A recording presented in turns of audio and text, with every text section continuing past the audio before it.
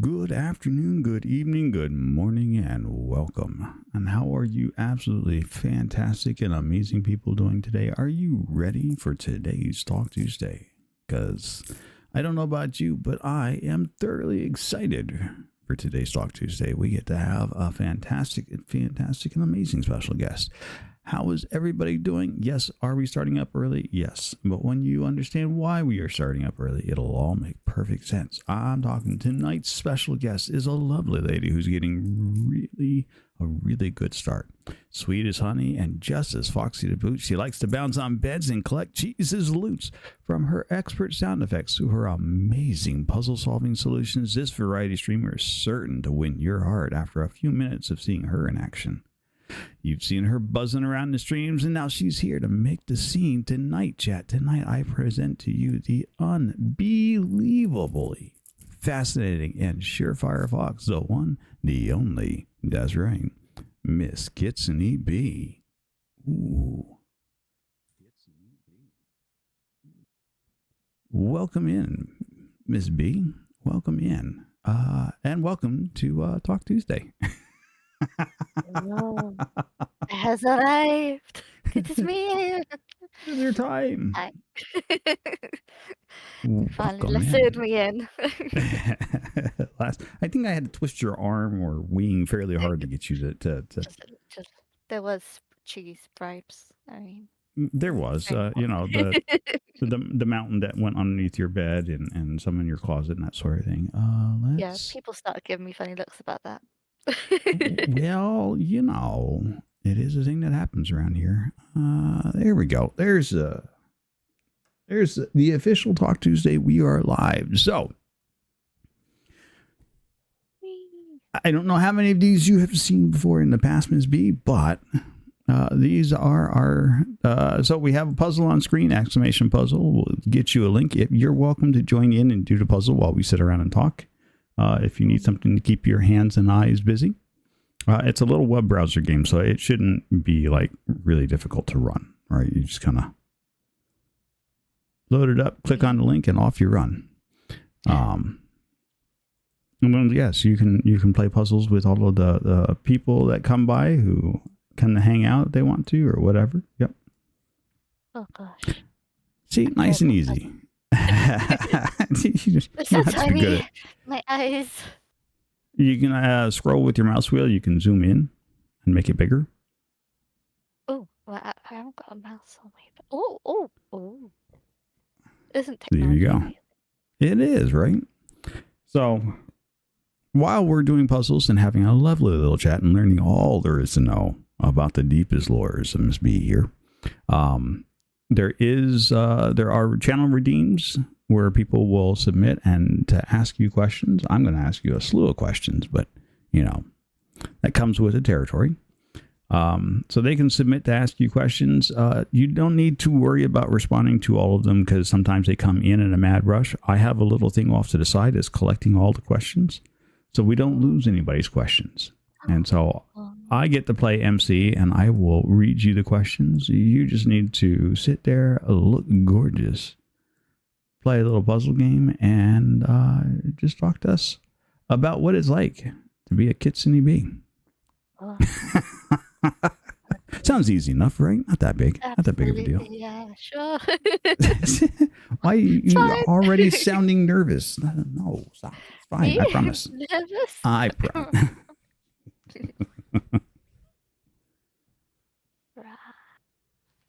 So that's right, guys. If you want all your questions answered, get them in now while we can.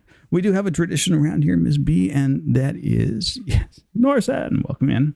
Oh, wow. We do have a tradition where we have a couple of questions that we ask to kind of get the ball rolling while we wait for people to decide on what it is that they want to know about you specifically. And it kind of helps to break the ice and get things moving, right? So we're going to start with the first question. Should be fairly easy, real quick and simple. What was the inspiration for your particular name? Well, I it's, it's kind of weird thinking about it, really. It's like, what is mysterious reason for my name. Um, I think mostly growing up, I've always had this fascination with Japanese culture. Um, Namely, it kind of started with a lot of the, I suppose, entertainment style. Um, a lot of cosplay, and then you got the awesome fashion of Harajuku, and um, then it became the more classical history bit with the kind of geisha and the Maiko, and then it became the flora and fauna. So I have a fondness for cherry blossom, just to be a stereotype, and Mm-hmm. The also sakura, foxes. right? Yep. So yeah, I'm not sure what really gripped my attention with foxes, but because living in the UK, we've got our own red fox, Right. uh, domestic-y foxy type. Um, so it's not an unusual sight. Um, but yeah, it's just something about the lore and the different kind of stories that be they slightly sinister, cheeky, or sweet, as it were. Um, that it just kind of caught my fascination. So yeah, that's where the kitsune comes from. Underscore. Well, underscore is just one of Yeah. It's a those. nice joiner function. It really it Yeah, kind of glues things. it's Yeah, I get the minimalistic. underscore. It's Right. artistic. It's classic. I just thought, underscore is great. It works fantastic to really underscore the struggles of gluing together a fox and a bee. I mean, it is such It, a the Gorilla Glue and the the tissue right. in paper mache, it's great. It gets everywhere. You can't unstick it. Wonderful. Uh, yeah, B is basically it's kind of from my real name. Without Oh. doxing myself. Da, da, da, da, da. Well, we know at least one letter of her real name. There's a B in Yes, there. yes. He wags. Uh, um, yeah. So it's actually, yeah, it's a letter of my name, and I actually am not as keen about my name. It's a little bit old-fashioned. So there was always a way of kind of saying it differently. Um, Mm-hmm. it sounds, I suppose, phonetically close, and then it got shortened to B. And bees are cute and wonderful, and I like bees and honey. I like honey. Nom nom nom. Um, and yeah, that's my life story. Well, that's your name story, right? And that's I wouldn't I don't think we can go so far as say your life story. So far, I'm certain that you've had an amazing one at best. Yes, Belor. Wow. So yeah, get your questions in if you're looking for it. We're just finding out the roots of her name, which has been fantastic. And mysterious, but yeah, if you ever want to um kind of look at the different lore, because I know there's a lot of again, it's a I suppose almost like a world um trend that foxes kind of get attributed to being tricksters, or which is like me. Oh, it's a bee. I don't know, I guess. Nice Swift squirrel. Nice. Well, to be fair, Swift Squirrel probably had a me in her ear yesterday during a salty snacks stream that was probably a little more than what anybody bargained for. So Oh no. I understand. Oh, Uh, I can understand. My condolences. No joke.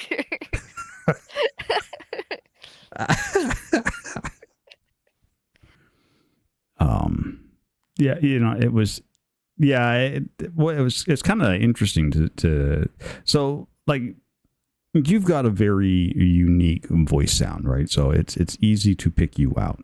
Now, I don't know Mhm. if that is an intentional thing or if that's just the way you normally talk. Yes. Uh, I sound like a child. This is a thing. I'm not posh.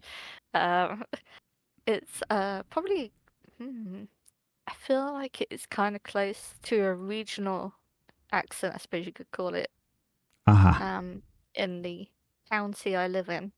Um, but yeah, I do interesting. sound this normally. I don't. First off, don't take anything I'm saying as like I have no issue. It's a very unique sounding voice. I love listening to you talk. So it's easy for Well, me to work and listen to you talk. It's fantastic, right?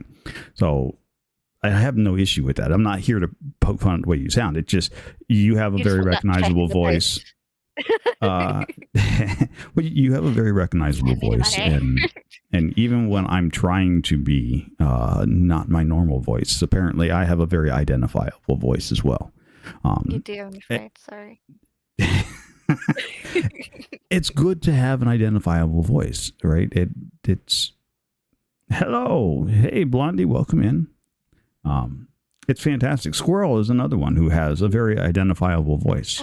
Like Yes, you know when you're definitely. listening to a squirrel, and I think it's really fantastic. And yours is not something that's forced. It's a natural voice sound for you, which is My also dulcet tones. in itself a really kind of a fantastic sort of thing. Thank you. I appreciate Um, that. It's taken well, many years to get used to. Al- Almost 30 plus years, you know? Takes you time. know, it's fine. It's fine. Oh, Okay, so our next question, because there's always the first two. You're not done with mine just yet. Ha ha ha ha. You just thought you were. sorry. How did you get into streaming? Like, what was the impetus that caused Miss B to turn her stream on one day and be like, Mm. "Okay, world, here I am." I mean, there's a couple of people I could blame. Hey, if you want to um, blame away. That we're not going to stop you. oh, well, this, let's see. A couple of people. I have to say, was kind of the first people I was watching, actually. So we've got um uh someone called Nori. Blame is the right word. This charming gentleman, wonderful voice, cheeky, but just wholesome and very supportive. Just showed me how much fun it could be, and just it was being part of the chat actually. Um, kind of moved me to want to try it. Mostly because when they weren't streaming, I wanted to be around the same energy, the same kind of people. Um, and for someone like me, I'm quite an anxious person. I'm very nervous. It might not sound like it now because I've probably got my business brain on. um, but I'm not a very good conversationalist. So You could for have me, fooled me. You sound very put together. thank you. It's just yeah. If I'm around um people that make me want to feel like I want to socialize, that's a big thing. I am an introvert, but just I've met so many wonderful people in this community. Um, I just kind of craved to be around them more. So I very selfishly uh made it myself learn how to hook up the Wi-Fi. I know, a big thing for me. Uh, on my Xbox and learnt that it could stream directly. And I think ease of access was a big factor as well. Um, I think I'd still be a supporter in chats if I wasn't um yeah, able to do that. I'm very slowly learning things, but I will learn them. Who Well, else? it's a process. It's always a process. It's true. It is very true. I'm a very slow learner, but I do get there eventually. I promise. Tom Locke, he's one of the main factors as well. He uh-oh.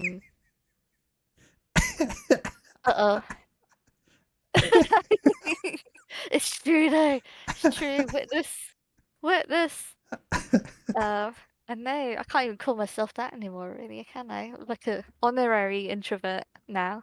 It's terrible. I can't even put it on my CV.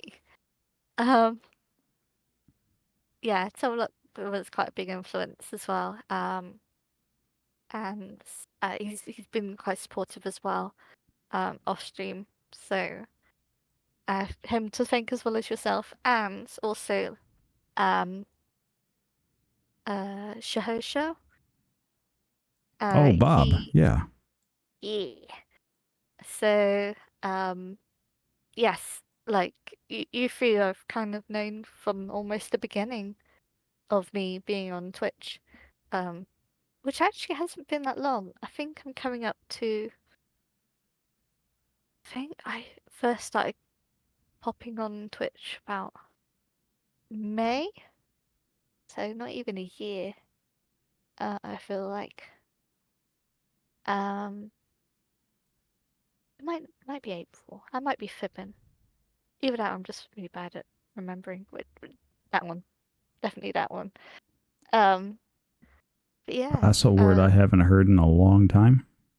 Which one's that? Fibbing. Fibbing. I was just fibbing. Yeah. So literally, I trailed along from the beginning, and yeah, been influenced, guided, supported. Very grateful for that. Yeah, so that was a really long answer. It's an answer. That's what we're here for, is for answers.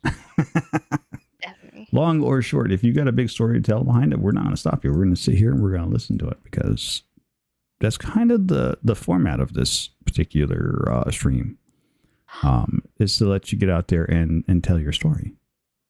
Oh. Right? Yeah. Because it's important. Everybody has a story to tell, and I, for one, am like, I'm super fascinated on stories. I get sucked into them. I like to read an awful lot too. So, the two kind of go hand in hand. If you like to read, you enjoy stories. If you enjoy stories, then, things like this fascinates you, and how people land where they end up at. Like, how do you get from point A to point B? Because there's a reason why you are where you are, or how you got to where you are. And it's always fascinating to learn what that reason is.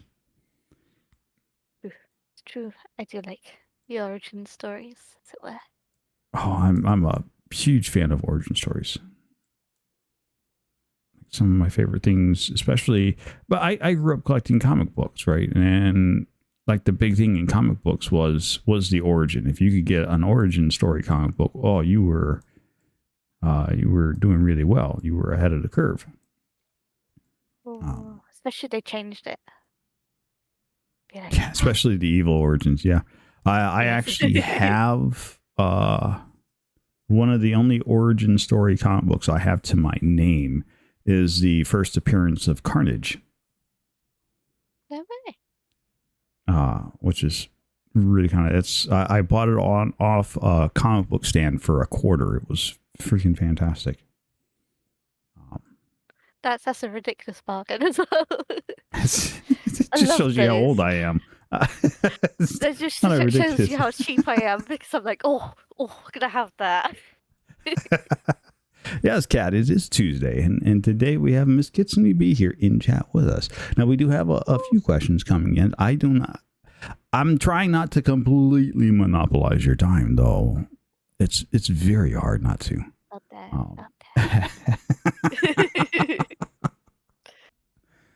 but yeah, unfortunately, yes, a Squirrel and a few others over on Salty Snacks' stream got stuck listening to uh, some bits from me that probably shouldn't be aired. Controversial. No, not that. It's not so much controversial. Just it was definitely cringeworthy. Anyway, Oh no. Mr. Waggleton would Was like to know: do you like honey? Wow. Yes, I do. I do Now, very much, actually. do you have a specific kind that you enjoy? Is it just like all kinds of honey, or is there like, oh no, there's definitely a brand that you recommend? I am uncultured and unprepared for that question. Um, uh, yes. And yes. And maybe mostly yes. I like um honey flavored honey. I I don't actually have a specific brand, I confess. That's I hear fair. all these things about was it that's really popular? Is it New Zealand honey or Greek honey? Um, you get all sorts of you get one that's made from cornflowers, clovers, Mm-hmm. wild meadow. It's all tasty. I love them all equally.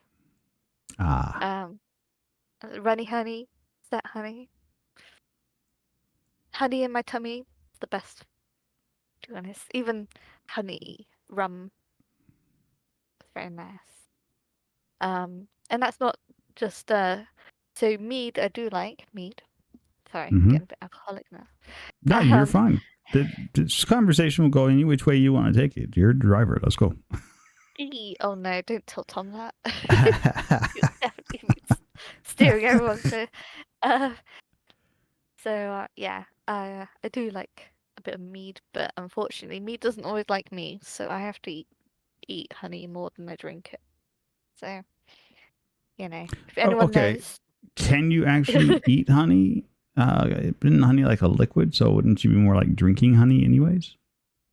um, Mm. not necessarily actually, because you can get set honey, which is more of it's almost like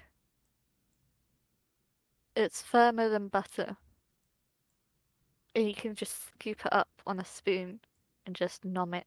You can let it melt, or you can just chew it like some horrible animal that I am, just like yum yum yum. You know, before I get my wrist slapped for yeah, probably not sharing. You're no, you're fine. I'm just like you can scoop it up on a spoon and just nom it. Yeah, literally. Just gonna scoop.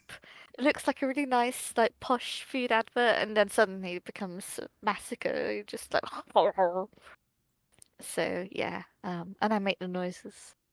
So, and if you know my Yes, noises, you know. we know exactly the noises you. It's what we come for is the noises. Half the time. I mean, you do a wonderful motorcycle impression. Uh, I perfected that one. I could never have one, so I had to make do. But yes, I do like honey. An inability to ride a motorcycle is why you can't have one, or I there's mean, other outstanding circumstances that are preventing uh, the acquisition of said motorcycle. mainly not having one. Um, financially, securely, legally, um, and because my mummy said no. Mainly that's the one. Like, you're not gonna be on a motorcycle. Okay. So the only time I get on a motorcycle is at the arcade. Love it. I Ah, crash, but it's the best thing. Less petrol. Oh yeah, they tend to be a whole lot less petrol, like almost If it none starts needed moving, to you know run there's it. so horribly wrong. Now I'm craving honey. Again. It is a reoccurring theme around here. We start talking about food, and everybody's got such. By the way, speaking of food, we've gone into this one. Um, you present to us very often on Discord, especially on the regularly, the most fantastic imagery of Oh, food. Like I think true. regularly you make a lot of people very hungry in Tom's Discord, in my Discord, just like in general. B's gone to the kitchen and everybody instantly starts drooling. That's because I Uh, bring everyone with me. I always got to carry people with me there. It do actually do helps me. you do you always take everybody with you when you go to cook? I try to. It's a small kitchen, but it's definitely worth the company. So, um, And has and there I been like. any kitchen related accidents because of the shenaniganry of the rest of us while you meander around your kitchen with us? Usually, it's profusely washing my hands, drying them, just so I can type a response. Seriously. And occasionally, so sometimes my brother will insist on helping, and he'll just be watching me. I can tell he's giving me the side eye, the bombastic side eye. I go, oh, she's not cooking. She's not doing it. So he'll start taking over while I'm typing away. And I'll be like, no, no, I gotta tell people it's authentically mine. So I end up trying to steal it back. It's terrible. I'm very ashamed.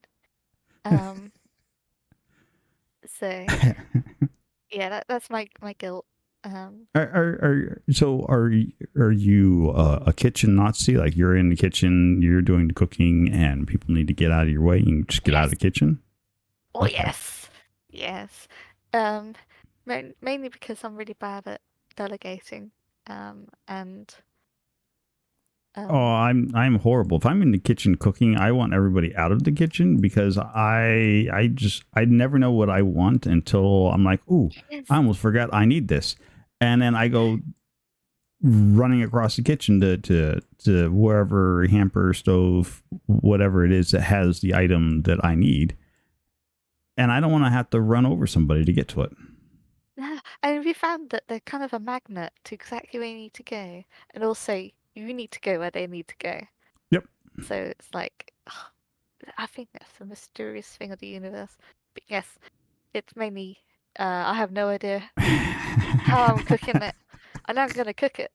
I just can't until it happens. So it's, yeah, I'm bad for that. Um, but I'm always Yeah, grateful for like no ideas. squirrel. I I throw everybody if I'm in the kitchen cooking, even if I'm just in the kitchen making coffee, I throw everybody out. Animals, every out. It's like I constantly I'm in there cooking. I'm chasing everybody out of the kitchen. Just get out my kitchen. Lottery? No, out. That's it. Out. I don't care. I don't care who you Please, are. If I'm out. in the kitchen and I'm cooking, you have no business there. Why can I see you do this with a little frilly pinion? Maybe one that says "kiss the chef." I don't actually have one of those, but I could get one. It wouldn't face me any. You know, that would be great. Norton, you're listening, right? I'm just thinking a Nori calendar as well. Be Now, see, amazing. Nori calendars don't work, right? They Tom would. Lock calendars work really well. Miss collector of Tom Lock, I think you have every one to date so far. Ooh, that's true. I need to. So how much did you pay Norson to get unfiltered copies of those sent directly to you. That's a trade secret, I'm afraid. I have this sneaky suspicion that even though they're coming out, you've already got a copy of them. Collector's edition, copies of that what was it, New Year's Eve stream, and just rewinding. Pause, glass of wine, socks. Dressed. I'm just gonna say dress. Not surprised. Sighing away. Just not surprised. Not in the least bit. I mean, I just love now that's an origin story. If you want to know the origin story, you have to go and watch the Tom Lock Talk Tuesday. It's really important. So. What, yeah. The calendars? Oh, yes. The calendars are a prime example of a bad joke just pushed right up to the breaking edge and then held there for a very, very long time. A beautiful joke. It's beautiful. It's poetry. I've never seen such poetry become a legend. And yes, the artist is Norson Wells. So yeah, thank you, Norson. I have to commission one of me one day. There you go. Miss Norson asks, why are you so awesome? Yes, you, honestly. Well, if you break that into 2 words now, the or and then some. I do that quite often when looking at the calendars. Why awesome? I'm none. I'm just a little bit. Okay, so you've got these pictures of a naked Tom, and if you're going, aw, that's not helpful for a man. I'm just going to say that right now. Like, that is the worst thing that you could do to a guy. Aw, no!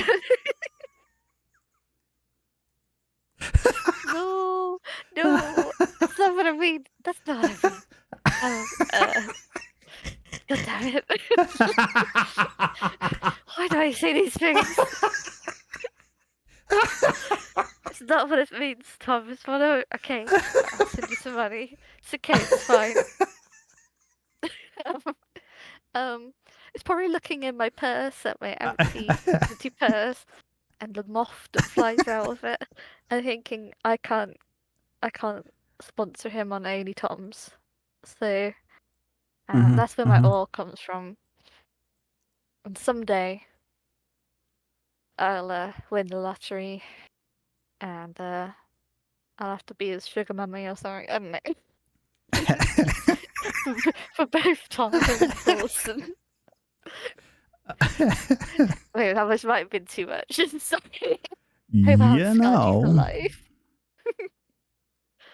You know. It's fine. Yeah. It's yeah, there you go. That's my as close as I can get. But yeah, no, you're awesome. No, you. Thank you. I'm sorry. It was a very poor joke. That was too easy to let go by. I will apologize. That one was a little too easy to just slide by without commentary.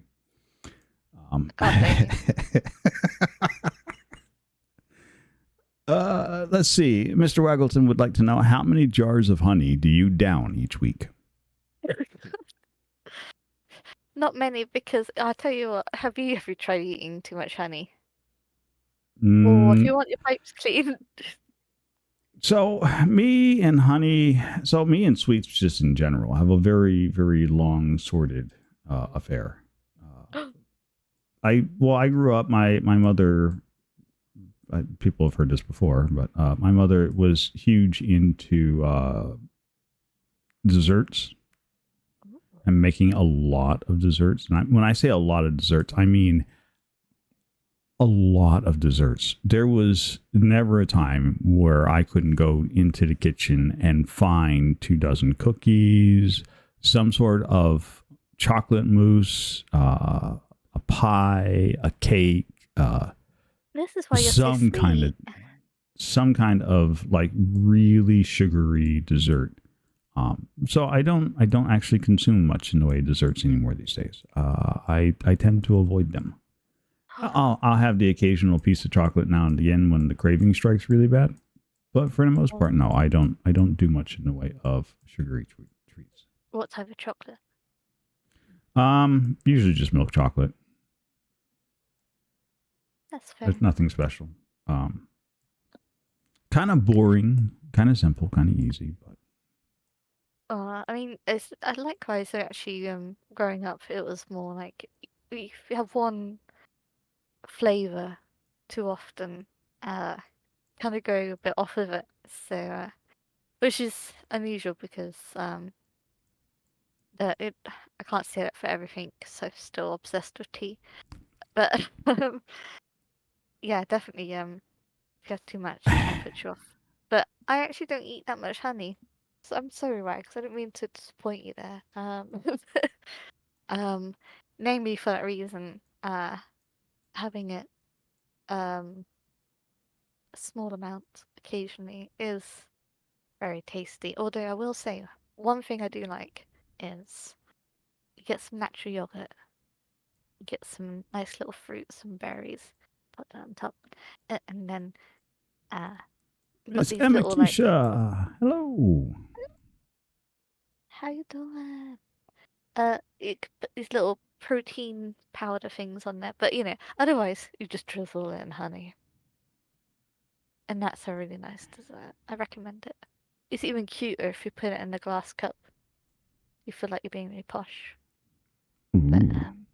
mm, there you go. That's what mainly when I eat honey. Now, Yeah. how posh does a bee get? Hmm. Posh. That's a trick question. Depends on the context. um, how posh? I'm looking around my room right now and I'm like, oh, I'm such a peasant right now. Oh my god. Good lord.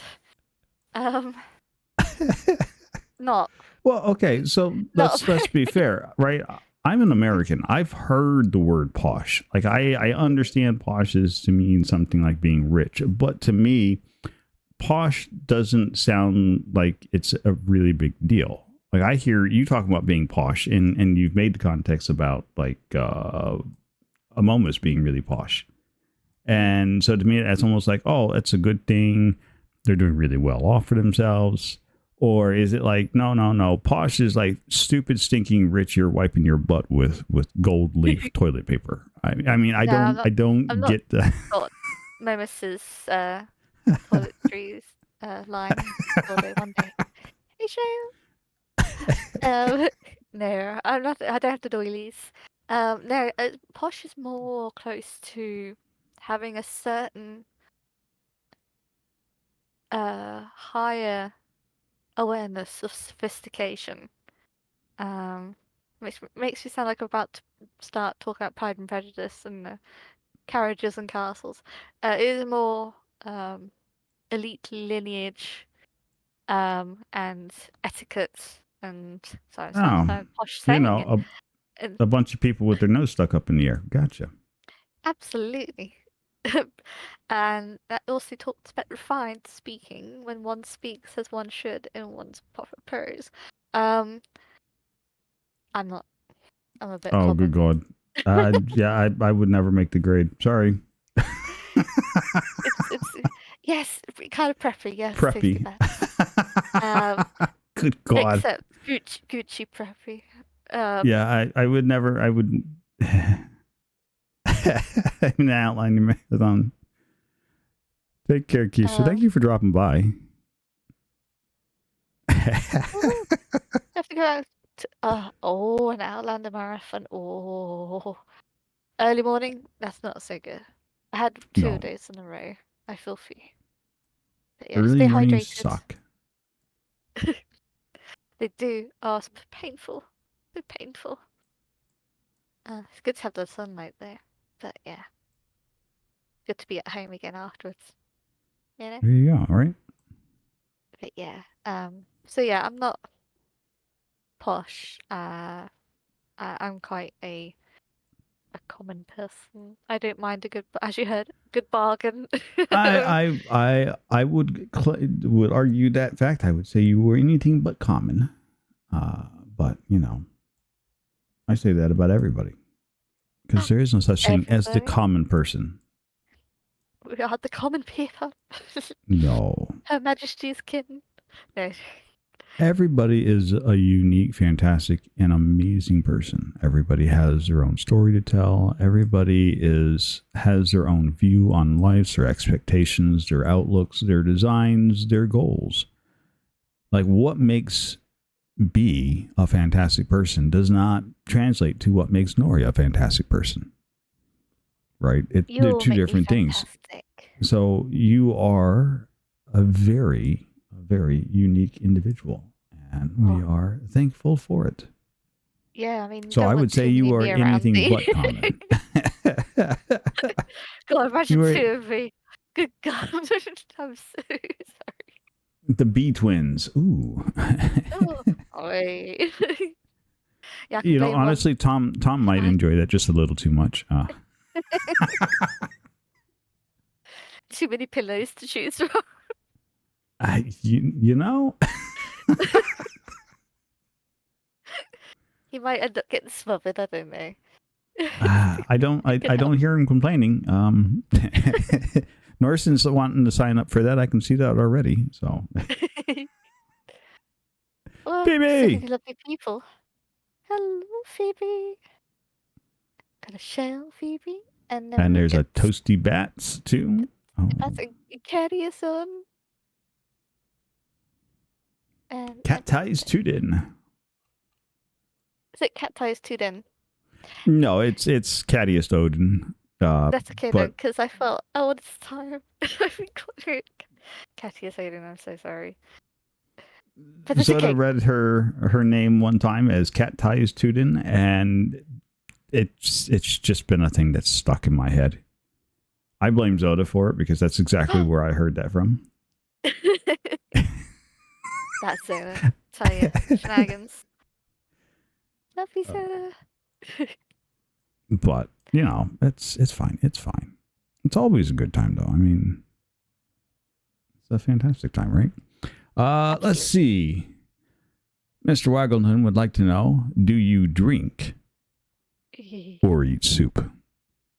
Oh gosh, what a question. Depends on the soup.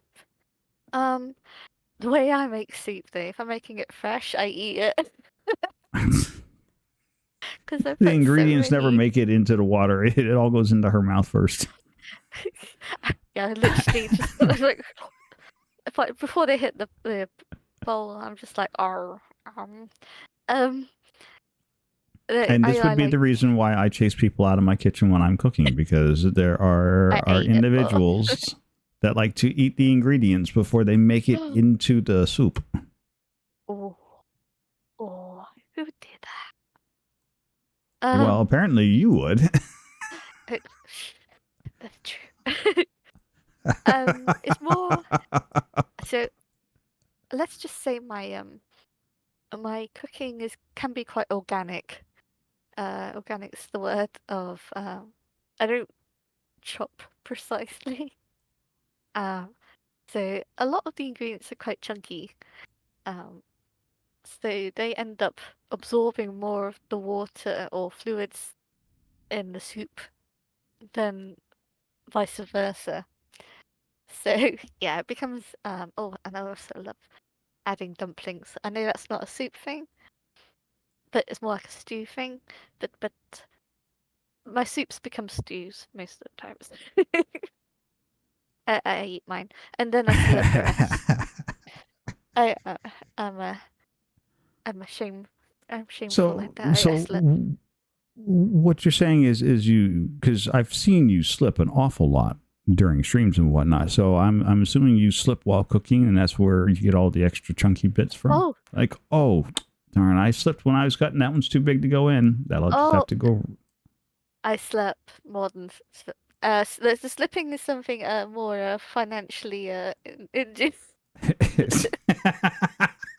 Usually, but No, I'm just Oh, yeah. you mean you I've no splurge? yeah. Oh yeah, that too. Okay. Well, so I'm thinking slip. You were sitting there talking about cutting up the ingredients to go into Oh it. no. You do make them very large and organic. I'm like, okay. And you're like, I slip. I'm like, oh, so you mean you miscut? Okay, got it. I can work with this, right? No, it's more. I tell you what, I'm really clumsy. Like I'm embarrassingly clumsy. So more often than No. not, I either kind of accidentally kind of cut into my nail, and it's horrible because it's like it's the worst thing when you got a little catch or snag, and just like I need to sort that out before I do anything else because it'll just oh I can't stand it. Ugh. It's also like when you get paper cut in your finger, and you're just like no, Yeah. no, no. I also burn my fingers Thank you for the often. alert, Fox and Bull. Hey, you doing? Um, so yeah, I'm very clumsy, so it's probably just as well I don't slip because my God, I've got a I don't know what to call it actually, like a red brick tile floor in the kitchen, so that would just be disaster. Very good for spillages, cleaning up and all that stuff, just not Right. very healthy to fall on.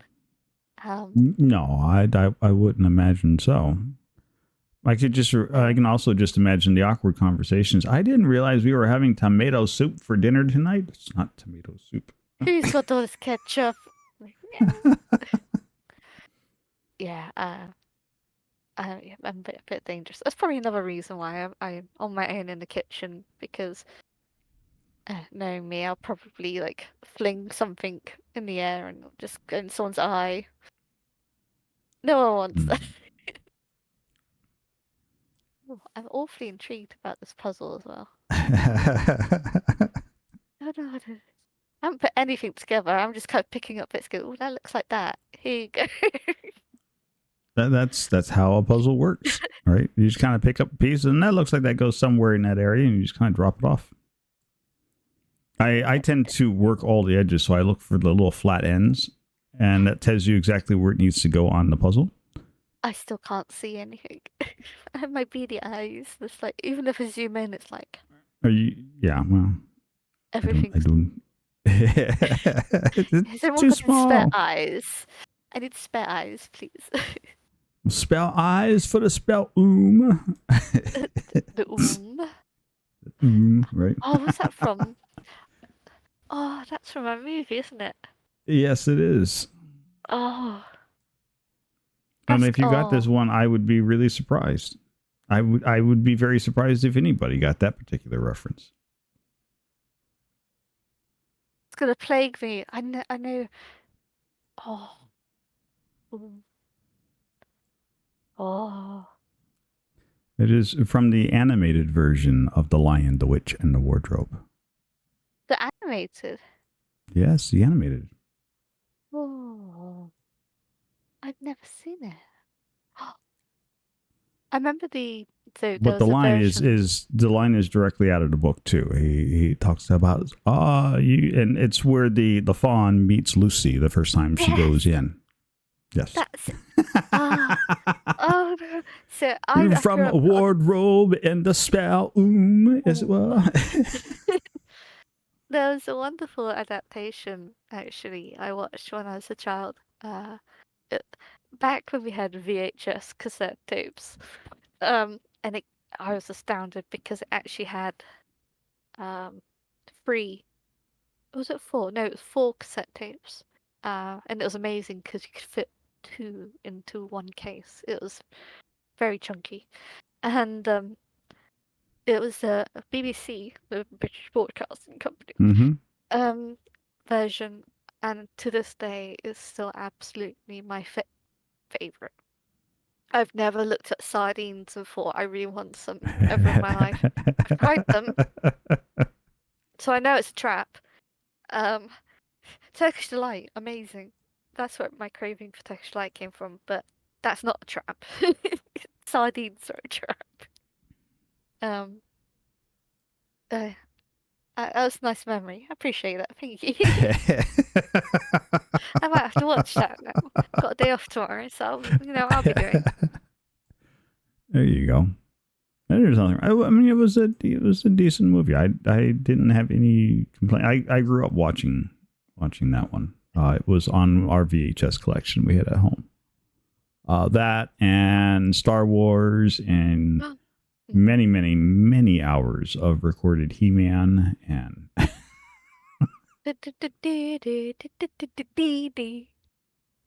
He-Man was great. The only one I didn't watch was She-Ra, and I don't know why. She-Ra was. I remember when She-Ra came out. It wasn't that good. Yeah, I can actually remember a single episode. I can't remember a single episode of He-Man, but I can remember all the transitions. So Hey, you know what? It's all good. There, hang on 1 second. Oh, yay, Wags did it. I didn't want to steal it. Anybody could have stolen it. That was sitting right there. You misclicked. Damn. He says he misclicks. Like you would know a thing about that, right? I mean, different colors, same price there, I'll tell you that. It's fine. It's fine. We're here for it. That makes Mr. Waggleton the index for today. We did it. GG. You did it. That's right. That's right. But usually that's one of like the first things that gets redeemed. I was waiting for it. I really was. I was just like, okay.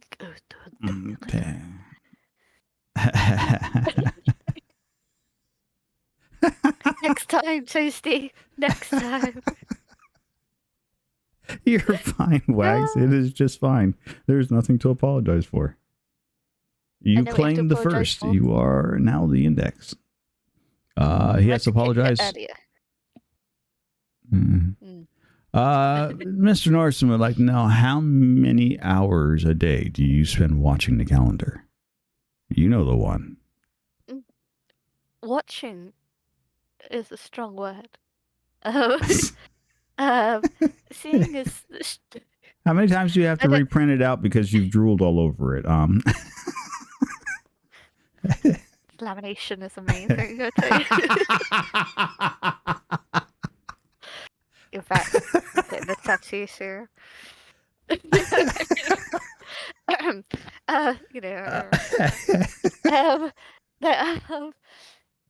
Watching is a strong word, only because I have to wait for the streams. There's only so many times you can watch a VOD before Twitch thinks I'm a robot. And then I ran out of channel points, so it's really tricky actually. I usually have to stick with stills or screenshots. I know that's a bit of copyright. How many channel points have you wasted on that redeem? How long's a piece of string? I don't wasted is a strong word. I enjoyed every moment. I will rephrase the question. How many points have you spent on that redeem? How about that? Wait, how many? Is it 1,000? Was it 1,500? I think it's 1,000.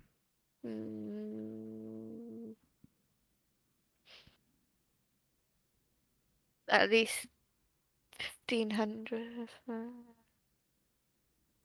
Yeah, about 15,000. Probably. Okay, wait, no, so you're not completely broke over there. Oh no, I am, because I spent all the. Actually, let's have a look. See how many points I've got so far. I am currently out of points over there, but that's mostly A, because he hasn't been streaming a whole lot, and B, most of my points end up going to that hype just because I like hitting that button and he gets so annoyed. You make him have to use his energy up. Bless him. he has that Sometimes I see same look happiness, every sometimes I see time. defeat. Every time I hit that button, he just stops, stares at the calendar, and he's just like, really? He's like, Nori's here. Uh, I love how he just randomly gets the glasses on. I love it. It's just like suddenly he's got these shades that suddenly appear, and I know it's lenses, but it's magic, you know. He's got shades, no, not shades. I have 3.2k left, so not a lot. Maybe I should hang out on that chat and see if I can get any more points. It's fine. I'm not stalking, I promise. much. She's not stalking much. Moderation. Just like the doctor told me. Otherwise I get arrested. Let's see. Mr. Waggleton would like to know, is cereal soup? Is cereal soup? Yes. That's a really good question. I'm gonna be controversial, and I'm only gonna say no for one reason. Actually, no with a little bit of doubt, because No, with a little bit of doubt. yeah, because you can get that's a fascinating question, because you can get like barley. Oh no, but is barley a savoury or sweet? Then again, you can have porridge with salt. Okay, this is gonna become a deep rabbit hole now. So, You know? because you can get congee, which is rice, which can be sweet, Mm-hmm. Yep. and that's close to a porridge. Is porridge a cereal, or is porridge porridge? Because you could add, Or is porridge a soup? yeah, so you can add chicken stock to it, and then suddenly, is it a congee or is it thick soup? Oh. I'm gonna have to look into this. I'm gonna have to look into this. Yeah, exactly. The word oatmeal suggests a savoury, which could be soup, but then you could get sweet soup. I think that's It's like breakfast saying cereal. That's how it's marketed. that's like saying, is Jaffa Cake biscuit or a cake? That's the thing. Is Jaffa Cake a biscuit or a cake? Which I think becomes politically confused because of the tax laws we had. That's why it gets talked about a lot, which I always find Jaffa fascinating. cake? Yeah. I've never actually had one of those.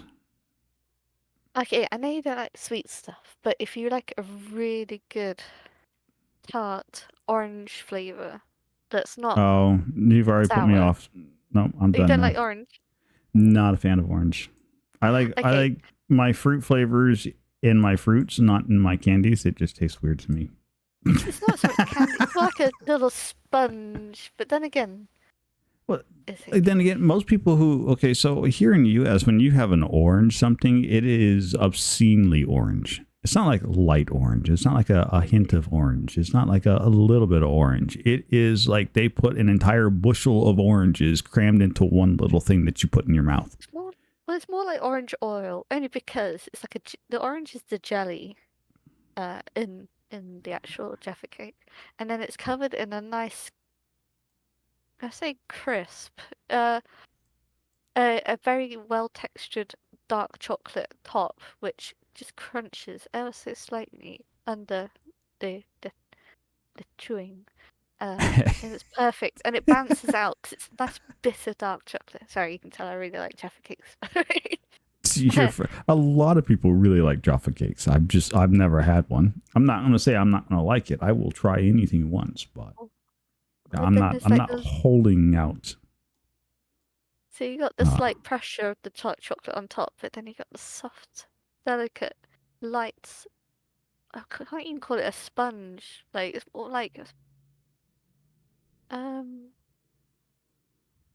it's really hard to describe. But yeah, basically back in the day, there was a certain tax, I believe, on confectionery, namely cakes.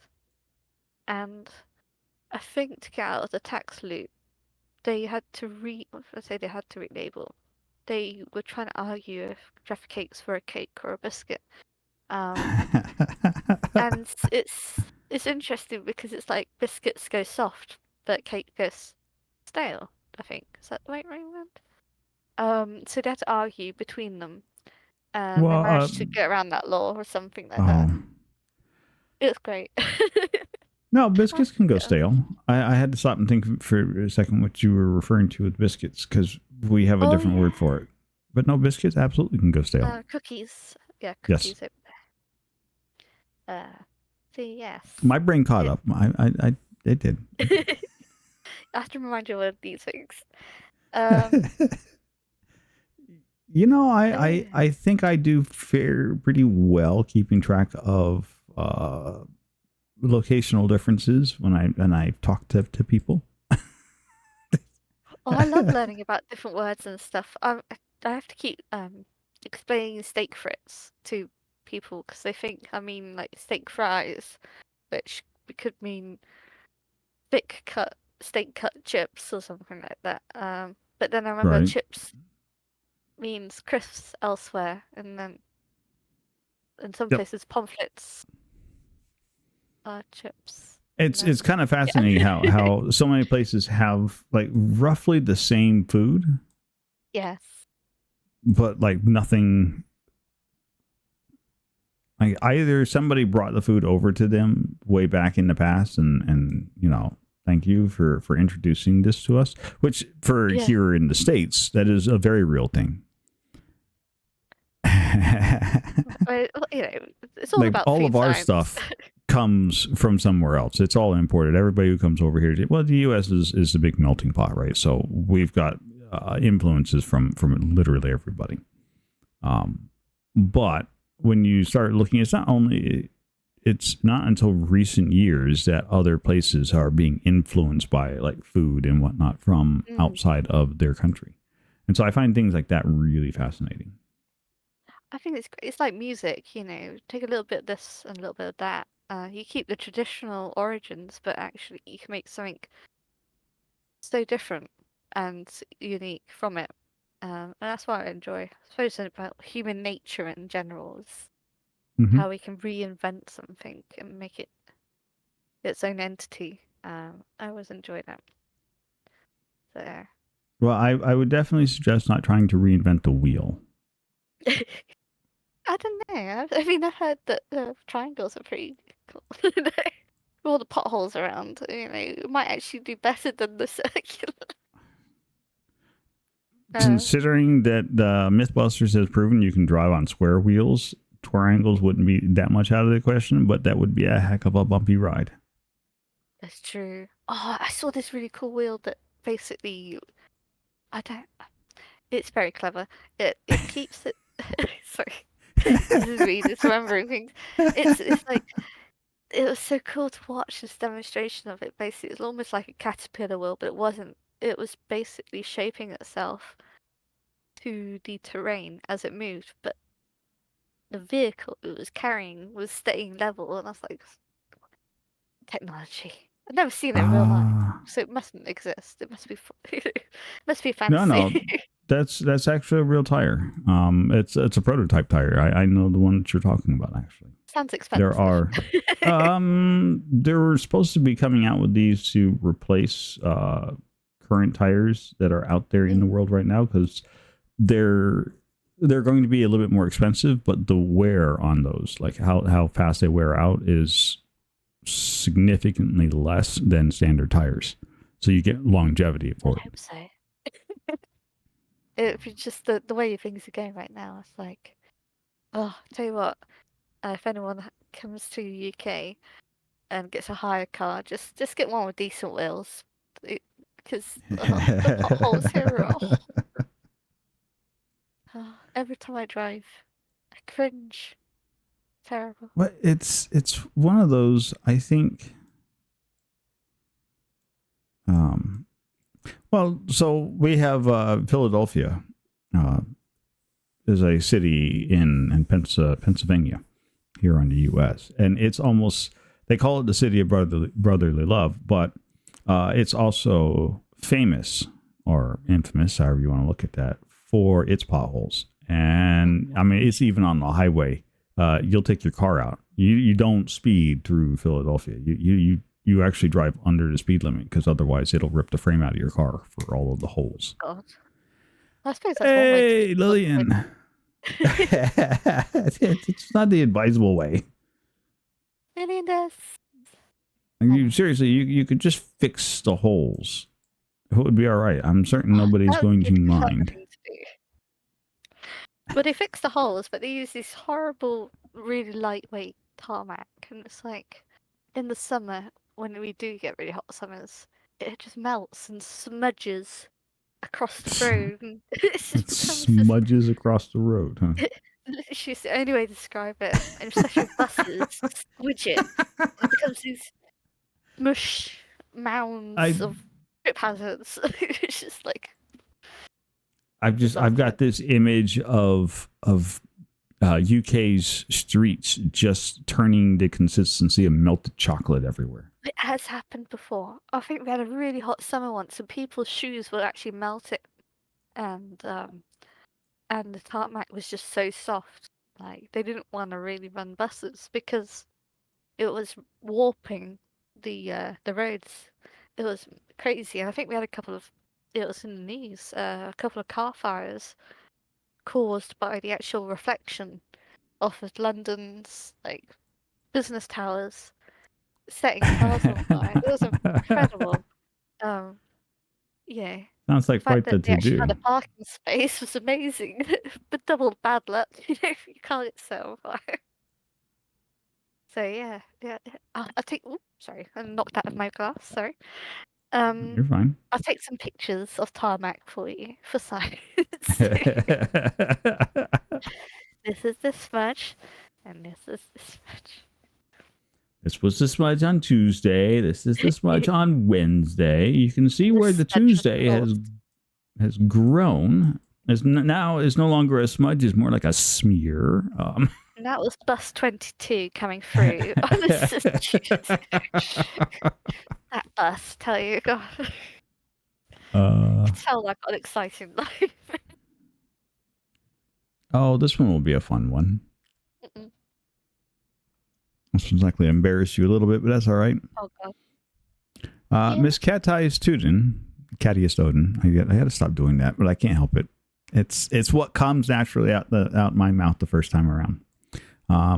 Miss Catty Stoden would like to know who has inspired you the most in the community, or what inspired, or what inspires you. Ooh.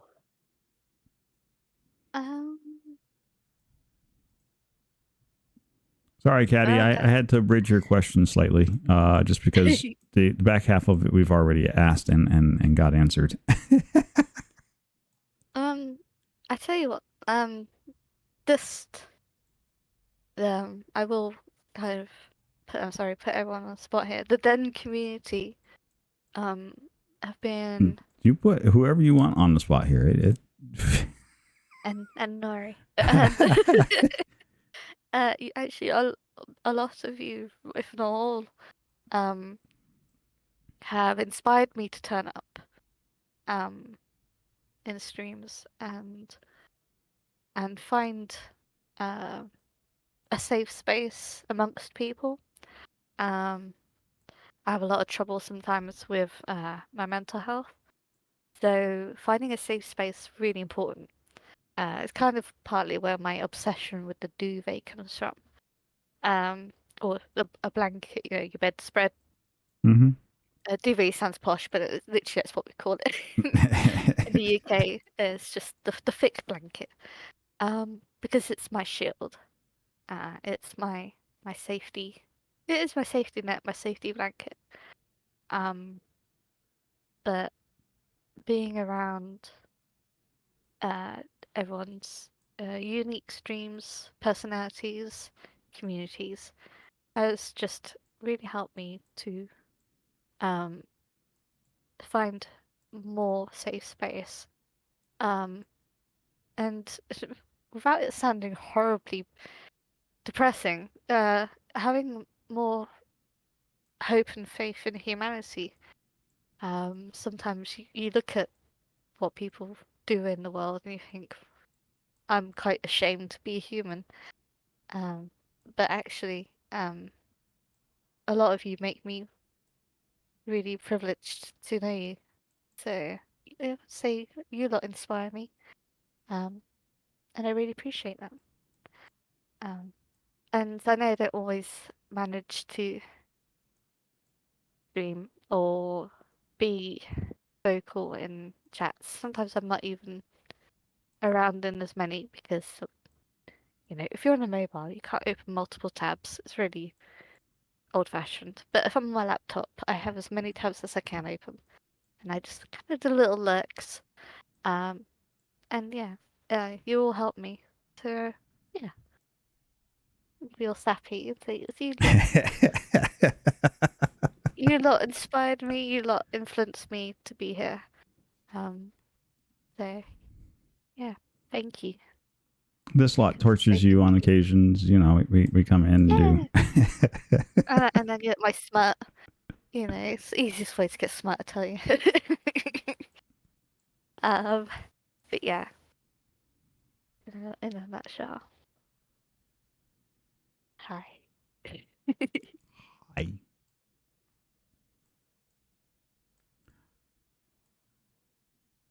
Okay. Seems like a valid enough answer. I don't know how to follow that one up. We went from talking food and melting streets to being sappy sweet all in the space of a half a breath. I'm like, oh, You could okay. if you talk about honey again. That's it. We're almost there. Oh, You got it. You got it. You sure you got it? I don't know about that. Maybe. no, no, No. no. I'll put it over here. So close. I literally just giving you all opportunities. I'm not even certain what it is you're talking about. I'm just making noises at this point. I don't know. Yeah, that thing. Mm-hmm. Yeah. Just making some noises. Let's see. So Cyberpunk, you play on an awful lot of Cyberpunk.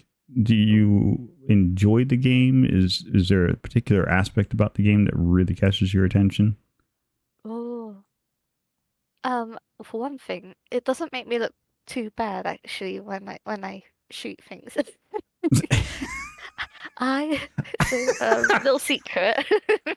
That sounds really, really terrible. Actually. It makes me look good being violent, by the way. It's just no, no, no kind of thing. Um, it's very it's very forgiving when I want to be a murderer. No, wait. It's um, it it's interesting. So I first started watching um two specific streamers play this. Mm-hmm. So Video Fringe and Paul, who's changed his name to Love and Fury. Yep. Um, just seeing them playing it fascinated me. Um, I actually never thought I'd be playing it because I thought, oh, these graphics. And then there's the history of the game sounded like a bit of a mare. So I Right. thought, I'll watch it a bit. And just the engagement they had in the different styles, and the storytelling, I was like, oh, this is actually quite intriguing. But they would always go kind of a route, um, that they follow for their reasons. And I was like, but what if you went that way? Um, and that's a lot of games that catch my attention are the ones I think, so what if you went down that way? Or what if you looked there? Or, something catches your eye, you're like, what's that? And you can't stop and look. You just enjoy the ride. So I think not many games have done that for me. But Cyberpunk did it enough that I wanted to get it. Um, so yes, the usability was quite friendly. Actually, I don't mind missing things. Um, you don't get a sense of shame if you can't hit a target. Because you have to adapt, which is good. There's more places to hide. uh, and kind of reset that encounter. Whereas if you're doing like a shoot 'em up where it's just full on, you don't get time to react. It's more of a kill or be killed rather than an exploration. So, and also there's easy settings. Don't be ashamed, people. If there's an easy setting and that's the way you're gonna enjoy the game, do it. Because otherwise, I feel like I'm the only one. Okay, so I mean, it's not just me, right? No, I'm not it's a very not good just you. player, I'm certain it's not just you. but I'm not good at games. So I play the game as best as I can, with what I've got. And if that means uh easy mode, I'm there, you know. Okay. Um, but yeah, so that and what else? Other than the fashion is fascinating, although I'm still waiting for certain more variety of clothing. I like collecting things. I'm a bit of a hoarder, so collecting random stuff is Are you quite another? satisfying. You're another uh, loot goblin, aren't you? Yeah. Like with All this, right, squirrel. with This one's them. one of yours. So, oh god, this is so Tom. Tom, I'll ask you that question. Mm, mm, mhm. Um, so before I get sassy, um, where was I? Yeah, I'm a loot goblin. I like the fact that there's those random things elsewhere you can just like open and it's got stuff in. Love it. And the fact that I can carry so much, unlike real life, it's great. Um, and just to sound a little bit on this slightly sinister side, I really like the sniper rifles. So, um, Mm. yeah, Long I distance shooting, and then you can walk up and still loot. exactly. I mean, when people fall over, they're very generous. They have so much stuff to give. It'd be rude not to. So, who am I to deny such gifts freely given? Uh, I mean, the worst thing I have to do is carry it, you know? uh, sacrifices. That's right. Sacrifices are many, Yeah. many. Mm. Uh, but yeah, it's all Wouldn't fine. want it to rust. Yeah, wouldn't want it to spoil or go bad. It would be a pity for it to just sit No. there on the ground and. And also, Uh, someone might trip on it. That's really dangerous. I couldn't have that. I take it you I, subscribe to the no loot left behind rule. most of the time. All shinies need a new home. Yeah, I mean, mm. Maybe. I was one of those at the beginning. I would just save loads of level 1 items because I want one of everything. And I realized I can get them all again in different colors. So sometimes you just need a couple of the same, you know. It's fine. It's all fine. I mean, that's why they're there, right? uh, um, Squirrel and her loot goblins. Yep. it's all good. Yep. Yep. It's true. We, It's true, we Tom. need to get you to sign up for the Loot Goblin Brigade. We need a Uh, merchandise. But yeah. So yeah, the exploration mainly was what drew me in. And accessibility. It's quite important to me. So I still haven't completed it. Um, I probably should, and I will very gradually. You will, once you have picked up every drop trinket in the game. I know there's so much more I haven't found yet, or I've been given. I mean, all those unique items that people might want to give me. Right. I would hate for those to go to waste. Absolutely. I'm being charitable. You know, recognition. Yeah, there you go. Let's see. Mr. Waggleton would like to know, would you rather speak in rhymes or speak with a different accent every day for the rest of your life? Oh, that's really tough because I'm really crap at both. Accents because um because they sound terrible and no one will know what on earth I was trying to do. But I could still use as many different words that don't rhyme, so I don't have to be ashamed. When it doesn't work. So yeah, accents. I can't actually do any. I'll probably get in a lot of trouble if I did try. Rhyming is really difficult. It is, especially if you want to kind of. I mean, rhyming is good because you can be really clever with it, but it's only as clever as the person listening to it as well. And I have a lot of 6 degrees of separation with my explanations and just the way I talk about things. So I feel like I'll just lose people. Oh my gosh, it's her again. Just talk some rhymes.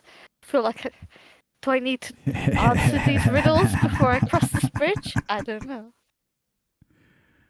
So yeah, I don't want to cause people complexes. But to be honest, I don't want to get arrested either.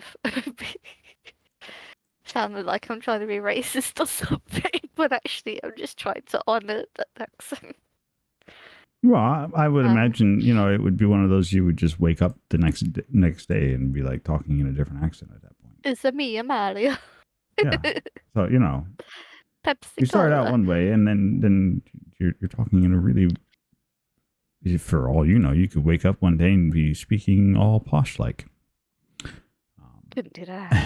Yeah. But the thing is, have you ever had this thing where I feel like it is a human nature thing, of course, but mimicry.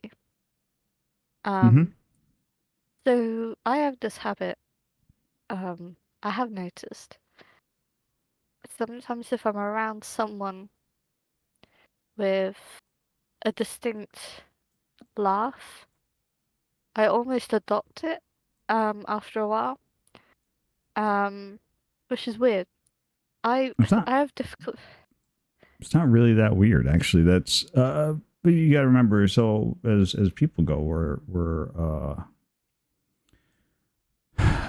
a herd mentality sort of creature, right? So one of the ways that you show that you are part of the herd and you identify with the herd is you take up actions and activities and adopt the norms of the herd that you happen to be associating with that time. So, actually starting to laugh like somebody that's not actually that strange. Unless you're a serial killer. Well, yeah. No, but then I would say get yourself some milk next time and leave the box alone. No. They're picking up my loot. No, that's another subject for another time. Yeah, it is apparently something psychopaths do. I'm not saying I'm a psychopath, but yeah. Um, it's fine. It's fine, it right? it does take a lot to make me like proper belly laugh. You know, and you get such a laugh that you just can't help it. It makes you feel absolutely amazing. What are you Um, talking about? I belly laugh extra. all the time. I know, I'm really jealous of you. I'd love to do that. It would be so amazing. And I do laugh and I do have fun.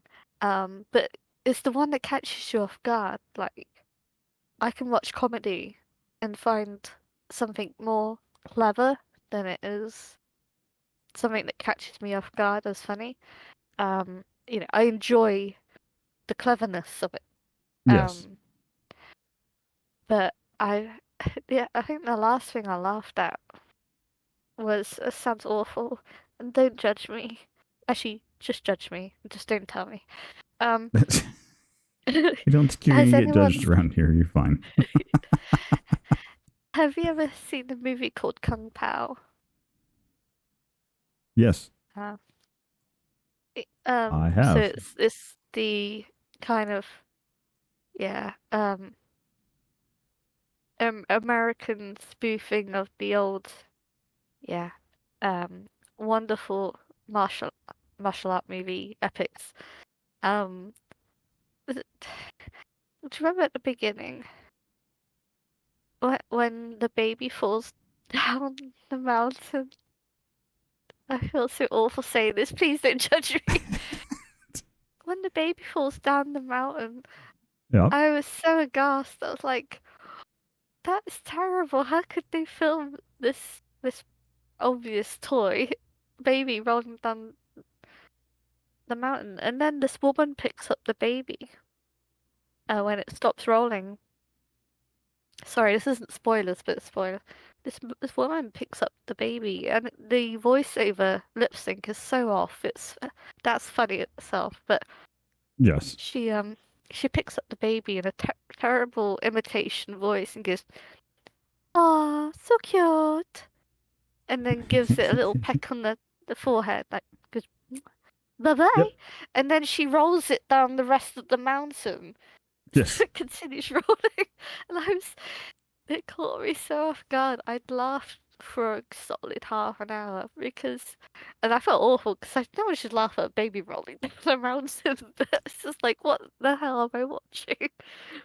But And okay, I think, so to be fair, I think good comedy is comedy that catches you off guard. It has you mm, laughing uncontrollably. Your cheeks should hurt. Like you should, if you are having a really good time, you're I'd enjoying the cry. comedy, the conversation, whatever, your cheeks should hurt. You should be like rubbing tears from your eyes on a regular basis.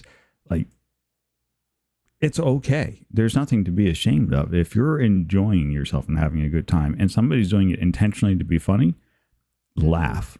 Laugh like there's no tomorrow. If, that's the however, thing. it's not being done intentionally to be funny and people are just doing it to be rude, no, that's not something we should laugh at. No, I give But a proper I sass. think you can properly, I think anybody though can properly look and go, yeah, okay, that's being done comically. Mm, yes. And I think that's because of my appreciation. Oh gosh, both really, both sets. You know, if you have a little bit of weed, that's fine. I heard that's normal these days. That's what the doctor tells me. No, it's I think it's so rare because um I have an appreciation for clever use of words. So unfortunately, my that was clever. You know, I appreciate that. Or that was clever. It was awful. Um, usually trumps the feeling of elative laughing my ass off. So, which is a shame because I actually really enjoy laughing my butt off. So, um, yeah, it's so yeah, that's where my adapting uh and adopting my laughs come from. So occasionally you might hear in the stream the evolution of the laugh. Um, but I have no idea what the question was. Uh, But- you weren't answering a question in this particular Oh, instance. You were volunteering information. So we've just oh, gone that's on okay a. then. I have no idea. This happens a lot, by the way. we just went on a merry little walkabout. Human nature is amazing. Yes, Tom Locke would like to know what is your favorite memory of him as your mod? Is that literally what he's written? No, that's I not what he's spell- written. That's what I've abridged it to. Oh gosh. I was gonna say I'm my favorite mod because sometimes No joking. I just said I abridged your question.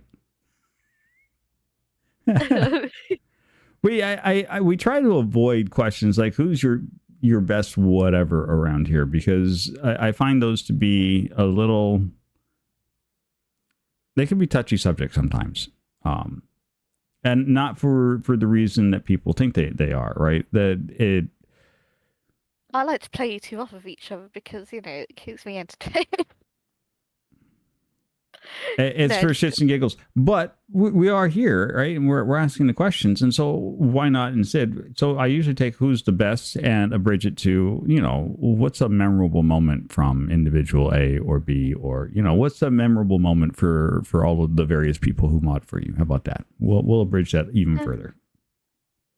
It's gonna sound really horrible, but I Go think the for most it. memorable. There's no horribleness. Just I think the most memorable and enjoyable thing is when you're turning up, when you're there. That's not to say that no one's there. I'm still very, very new to streaming, but just when I see, oi, when I see a message Tom, we've in been called chat, out. I know, right? I keep having to do all the work. It's terrible. We're both fired. No, joking. Taking back Yes, those yes. monies. Both of us, Tom. We're being called out bad here. I really Phoebe's good sentence. If I have quotes, Phoebe's sentence to quote. I feel so It's cool now. memorable. What? Help me, what? They're picking on me. To continue my explanation and defense, just a judge. It's because whenever I see words in chat, be they random letters or a hello or just a sign of support or sorry, I'm taking a candle. I'm not a lit candle. It's fake. I just feel it's like again, you're both like my little safety blanket, and actually, I blame you both because you're both mostly the reason I stream in the first place. So accountability. But no, I feel really privileged to have you both as my mod, and just seeing you in chat is it makes me happy, and it's I know that you don't have to be there, and I don't feel like anyone feeling you're obliged to be there because of the nonsense I spew. Thank you for the help and hugs, was. To be fair, we spew our own litany of nonsense on a regular basis. And anyone that hasn't been there, they basically both talk about breasts. That's mainly what it's about. Wait. Let's be fair. Tom starts it. You're there for it. There's no denial. Did you see that, people? No denial. Tom starts it. I have no idea where. Don't rope me in with this. It's all Tom's fault. I think it's perfectly natural. They both have an affinity for booba. And this actually happens.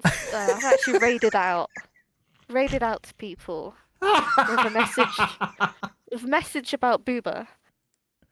Other than the fact I never have a proper raid message, it's happened, and I have blessed people with this knowledge about the Booba. That's probably my fondest memory. Is the I know I've definitely got both of your attention if I talk about the chesticles. So yeah. I sometimes That I feel hour. like I show up into your streams, right? And just immediately the boob conversation is already begun, or I'm just like showing up in perfect time for it. It Like I just don't catches that intentionally show up for that, but inevitably I show up purely and somebody's like, see, just start talking about boobas. There's Nori. I'm like, what? Okay, well we'll play into this one. All right, let's go for it. but it is good. I heard boobas. You've actually said that a couple of times as well. Well, yes, because I remember those walk in and then I'm like, oh, okay, so we're back to this again. All right, let's go. I'm here for this. People should be celebrated. Definitely. Let's just make this funny. Let's push the envelope on this one. Oh God. I like comedy. I like humor. I like laughing. I like listening to people laugh. So I do like it when if I go to especially Shale's stream and something will happen, then she'll be like, Nori's cackling through the walls again because of something he's written in chat. I always like hearing about people laughing, and both of you, oh my gosh, have the extremely infectious laughs. It makes me smile so much. Just the unique laughs that I get to hear from everyone. But you both just can be so sweet and wholesome with the laughs, and even for the most silly like reasons that I would completely laugh at. But both of you just make it really wholesome. So silly? Me? Never. Especially when like Minecraft trees attack, holes, fondue, golf. Golf is Namely always a golf. good time. Golf, I think golf puts a smile on most everybody's face. And it usually does it in some of the best way because everybody comes in to play golf and it's always pure chaos. It's always just funny. And it's, generally people are just laughing nonstop in during golf. One day I'll win it. Might be a very long time. So well, it's only 3 strokes when you're there, Tom. I'm so sorry, Tom. I couldn't resist clipping that. It was perfect. It was so well delivered. It was poetry. I'm not sorry. There you go. I'm not really sorry, but if you it's ever all want me right. to stop, you do tell me to stop though. No, absolutely not. Continue to be. Continue as you were, B. Stop, indeed. I don't think there's a single person here that would like that to happen. So there. Oh, the promises calendar. Yo, Cindy, welcome in. Wait, Nori, have you recorded for the April? April's? Yes. Oh, you want to record the Neville? I had been so last month I got a little behind, and so I had to rush and get him one. I'm like, I'm not rushing, and so I've actually got April, May, and June's already done. Oh. Do you want to add like an April Fool's Day one? With beware the month for April. You might only need 3 strings. Oh no, the April one is Oh, let's see, how did it go? Wait. I've got my points ready. I'm trying to remember April's. I'm not going to remember all of it. I had a lot of fun with April's, but it starts out with something like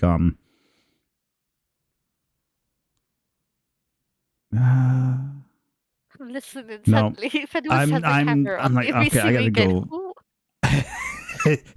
She's leaned in to. and literally I'm He's gonna poised. get it. Actually, Tom, have you heard it? Because you said you hadn't heard the last one. I do like the reaction. Oh, Okay, even if you hear the little piece, it doesn't give away the plot. it's my birthday this year. Just say. Oh, right. That's right. This one had the very, very simple beginning. Tom's no Okay. fool in April. Oh, I'm excited. I mean, for the redeem uh, uh, the picture. It's terrible because I've seen all the pictures technically, but I'm Everybody's seen all excited the to see them pictures. again. Well, so I had honestly, I had thought about contacting Norson and be like, Norson, we need to redo these so that even Tom doesn't know what they look like. Oh. Killing trolls. Nice, Jenny. Oh, that's fantastic to hear you back in Valheim again. Excellent. Yeah, I thought, it would be really fantastic. I think it would be really funny, right? So to deliver these to him, Tom's never seen them. Tom has no idea what the sound's like. So it's just a new experience. I have an idea. Yeah, I'll have to message you. I'll message it's you like afterwards. the list of things I want to. I've got an ever expanding busy list, and just not enough time to get to it all, unfortunately. But Tom, you missed. So Tom wanted to know what made you stream in the first place, but we've already covered that particular question. He's just late to the party. I blamed you, Tom, and She Nori, did. and Shahosho. It's your faults. Yep. That was mainly it. To the point, it was. But yeah. She mostly just blamed you, Tom. She, I got a little bit, but you took most of the fall for that one. I mean, yeah, that's true, actually. Yeah, sorry. If anyone has any problem with me, it's 8 Tom's deaths fault. on the first troll. Oof. You'll get it, Shani. You'll be back in fighting form before you know it. I believe in you. You can do it. Gladius would like to know what is one of B's favorite movie genres and favorite movie within said genre. That's really, really difficult. He didn't ask for all of them. He just asked for one of them. No, that means I have to choose. How to do to me, Gladius? How to okay. I have a huge fondness and love for fantasy. Because, there's a lot of non-realistic themes, rules, and settings, and I'm not going to pick just one because, and I'm sure a lot of people have heard me talk about them anyway, but they've all got a kind of vibe to them that would make sense. Hence why I can't just choose one. I think there was like a trend during the 80s and 90s, where these movies would come out, and so it'd be like Legend, with Mia Sara and Tom Cruise and unicorns. That has to be my most influential, mesmerizing interpretation of unicorns I had ever wanted to see. Actually, there's a photographer I'm extremely fond of, called Robert Vavra. I hope I got his name right. It's been a while. and he would photograph horses as unicorns. Be like Booby movies. Hey, I just need a mirror and I'm fine. If I need more, no. Um, Tom, I'm just saying, not to make you jealous, but you know. But back to wholesome, not fulsome. Um, yeah, Legend was definitely one of them. Tim Curry as Darkness, absolutely amazing. Um, and I think one of my nerd moments was Robert Picardo, Hmm. who plays the Doctor in Voyager, Star Trek Voyager. If I hope that I've got this right, because otherwise my childhood's destroyed. He actually plays Meg, the Swamp Witch, which totally blew my mind because back then, uh, as it wasn't as well known, quite naive. Um, there wasn't a lot of cross um, acting for uh, certain gender norms. Right. So I just couldn't picture the Doctor as um, Meg. So I was like, this is so strange. It's so awesome. Absolutely amazing. Um, so yeah, the visuals, um, the music just absolutely blew my mind. Um, and that would also go along the lines of other reviews like The Adventures of Baron Munchausen. Such a And good movie. That was it's I have watched that so many times. It's such a fantastic tale. mesmerizing. It's so out there. But it's also along the same line as Big Fish too. Like it's that same sort of outlandish storytelling that is so Yeah, captivating. it's mind blowing.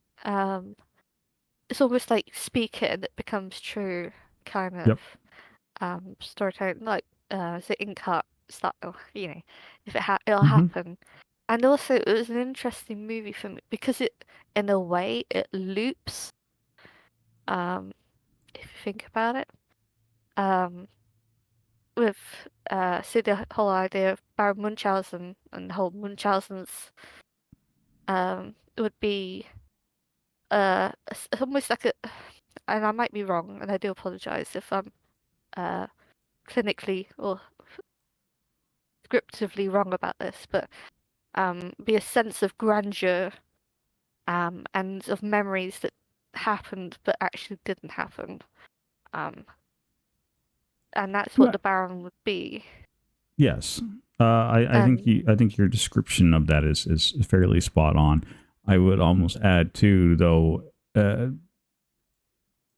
human memory is always in a constant state of flux, right? So it's not absolutely. unusual for us to rewrite history. Mm, Some people do it be more than others, some people less. But I think yes. towards the end, at retelling your life story as a this huge sort of grandeur thing, which is Yeah. essentially what you see in like Baron Munchausen and Big Fish, I think it's fantastic. I think it It's adds. I think Go ahead. also just the actors as well that were in there. Mm-hmm. Being younger watching it, I recognized the couple. Growing up, you go back and watched it and you're like absolutely dumbfounded. I mean, Uma Thurman is the epitome of Venus. Absolutely beautiful woman, stunning. She looked exactly how I expect if the Venus was real, and had a painting done when she posed. Perfect. Um, and then you had Sting. I couldn't believe Sting was in it. At the beginning, as the soldier that did an outstanding job and then was sent to get shot for disobeying orders to go and save these people. I was like, how could what? And I loved the it's like even his face is like um and I loved the addressing of the stupidity of political correctness of war. Um like, oh, we can't fight. It's Wednesday. You know, we've got an agreement. Can't fight on Wednesdays. It's like, Oh, bless. yes.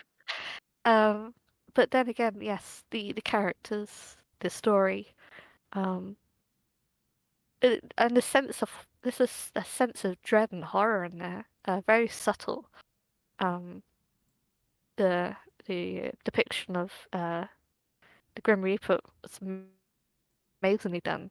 And Oh, very that clever. I think the first time I saw that Grim Reaper, It's, I was like, if I was a kid and watched that, that was nightmare fuel. what the scream the made. It's just like, Yeah. Because it's germane to the conversation, Wags wanted to know if you've ever watched A Dark Crystal. I have, yes, I agree with that as well. I always want. I'm really bad with the names, but I always wanted to be that the lady Faye. 'Cause she had wings and she had really pretty blonde hair. Um, what's Oh, the? the Gelfling, the female Gelfling. Yes, I thought she was absolutely beautiful, and this. Oh yes, the Skeksis. They were so scary. And actually was one of the reasons why I couldn't always watch it because they were so horrible. It just made me feel nauseous, namely when they were eating. Because to me, it looked like they were eating raw, rotten flesh. Yep. Um, and that's and I guess the depiction is almost vulture-esque. So you know, from a theme, it makes sense, but to have that visceral image in front of you, It's it it. turned. I they did a really fantastic job, I think, on that movie. And just the relationship, the delicate balance between good and evil, like they had their counterparts, Mm-hmm. was an absolutely fascinating concept that I didn't fully grasp at a young age, but it was very profound if you go back at it, if you haven't watched it. Um, it's just, you know, for its time, for the audience it was made for, it's quite deep and dark. So, Yep. yeah. It was extremely extremely out of Jim Henson's normal wheelhouse, but I thought they did a good job. Tom's kind of there. He wasn't really super fond of that one. He liked the Labyrinth, which I also Yes. watched. Yes, a labyrinth's on there. Come on, who doesn't like a little bit of Davy Bowie, you know? Yeah. Sarah, you must get to the. I can't do impressions, but it's just like every time I see a barn owl. Sorry, that's really embarrassing. Every time I see a barn owl, I'm like, "There's David Bowie." Every time when I'm driving, a David Bowie, you know. And I was always jealous of her dress that she wore at the beginning when she gets caught in the rain. I always wanted that dress, and she always had the most stunning eyes. Um, but yeah, absolutely amazing movie as well. And I did have a crush on David Bowie then. So yeah. I was Just going to say, trying to I think. don't know very many women who didn't have a crush on that guy. Sarah. And also, don't forget the little it always gave me a face palm with the worm. The worm Oh, gave me the yeah. biggest face palm of my life when I first saw it. Like, oh, don't go that way. Would have taken us straight to that castle. And I was just like, my God. It's like, how could you? The shortest movie ever, that. Um, I was just like, unbelievable. It's like that worm changed everything that day. It's just But one yeah. simple little choice, and life will go a different way. Um, which also reminds me of another movie, Neverending Story. Yep. Again, the most traumatizing scene everyone knows about. Um, I always wanted a horse, and then suddenly I was like, I want to save all the horses. Exactly, Adronis. You remind me of the babe. What babe? The babe with the power. Um, Power of but voodoo. voodoo? You do. Remind me of the babe. Yeah. Sorry. You're Yes, fine. Neverending Story was absolutely amazing. I wanted a horse. I wanted to go riding a I horse through this crystal valley. I absolutely I could not. That movie was the fact that they make you watch the horse sink in the swamp and I die. cried so many times. So wrong. And then the sadness that was Morla, the giant turtle or tortoise. Never actually got to see its feet. I suspect it's probably tortoise. That And you, didn't phase me any. Honestly, I watched the whole movie and I was okay with everything. Granted, I was a kid at this point, and none of that really phased me a whole lot. It was watching him and that struggle with the horse and the horse giving up at that so point. genuine. That was genuine Like panic it and nailed sadness. that piece. That was just brutal. It was, Uh, and actually, what I really loved about that movie, again reflecting on it as an adult, was mm-hmm. how, for me, actually, how androgynous Atreyu was. Yes, Um, for me, he could have been a guy or a girl. It I yes. actually was convinced that it was a teenage girl, and I was like, "That's just, I want to be like Atreyu." And then when I found out it was actually a boy, I was like, "I want to be like Atreyu." And for me, it was a strong character, even though stubborn. I thought it was quite a revelation that, oh, I can't tell, but that's okay. As a child, that was quite when it wasn't being discussed, back in the 90s so much. Um, it was interesting for me. And again, I still want to be a tree because even at the end, with Valkor, I love Valkor so much, but I still want to be at the end where he's riding. So, you know, um, You see, yeah, a lot of I my childhood identified closer memories. with Sebastian than I did Atreyu, though. I was, That um, was me. I was the kid grabbing the book, go hiding in some dark corner somewhere, candlelights, reading for hours on end. I got a good book. I'm zapped into it. Uh, I was a late developer for reading, actually. I liked reading, but I was reading very simple books. I didn't actually start getting into sagas and trilogies until quite late, which is sad. But I found some of my most favorite books. I wasn't very well read as a younger person. But does that mean that you massacred bread with the butter? Are you one of those people? Because that yes. always shocked me. Oh, I I knew absolutely, absolutely. because I that shook me. That he attacked that bread. That bread did nothing. That bread was the first victim. That butter, just that knife, that just it It's was all right. It's all emotional. right. I don't know if he ever ate that sandwich in the end. He stole someone else's sandwiches that day. Yes. I won't believe it. Let's see. Mr. Waggleton would like to know if you woke up to be the last person alive on Earth, what would you do Hmm. first? Um. Oh, that's actually a really nice question. That sounds horrible. If I, it's actually extremely depressing actually thinking about because none of you lot would be there. Um. So I would mourn. Um. I would probably Tom, don't judge me. I would I'd try driving different vehicles. I try different vehicles, land and water. Definitely not sky. I don't trust myself that much. Um, uh, I'd go to theme parks. Oh no, I can't because there's no one to switch. That's difficult. There's no one to switch them on. Um, I'd visit a load of nature places.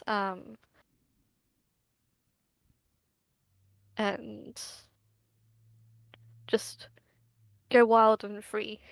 I'd visit places, explore, loot. I'd go looting. Oh, I'll be like a dragon. I'll have my little hoard of stuff.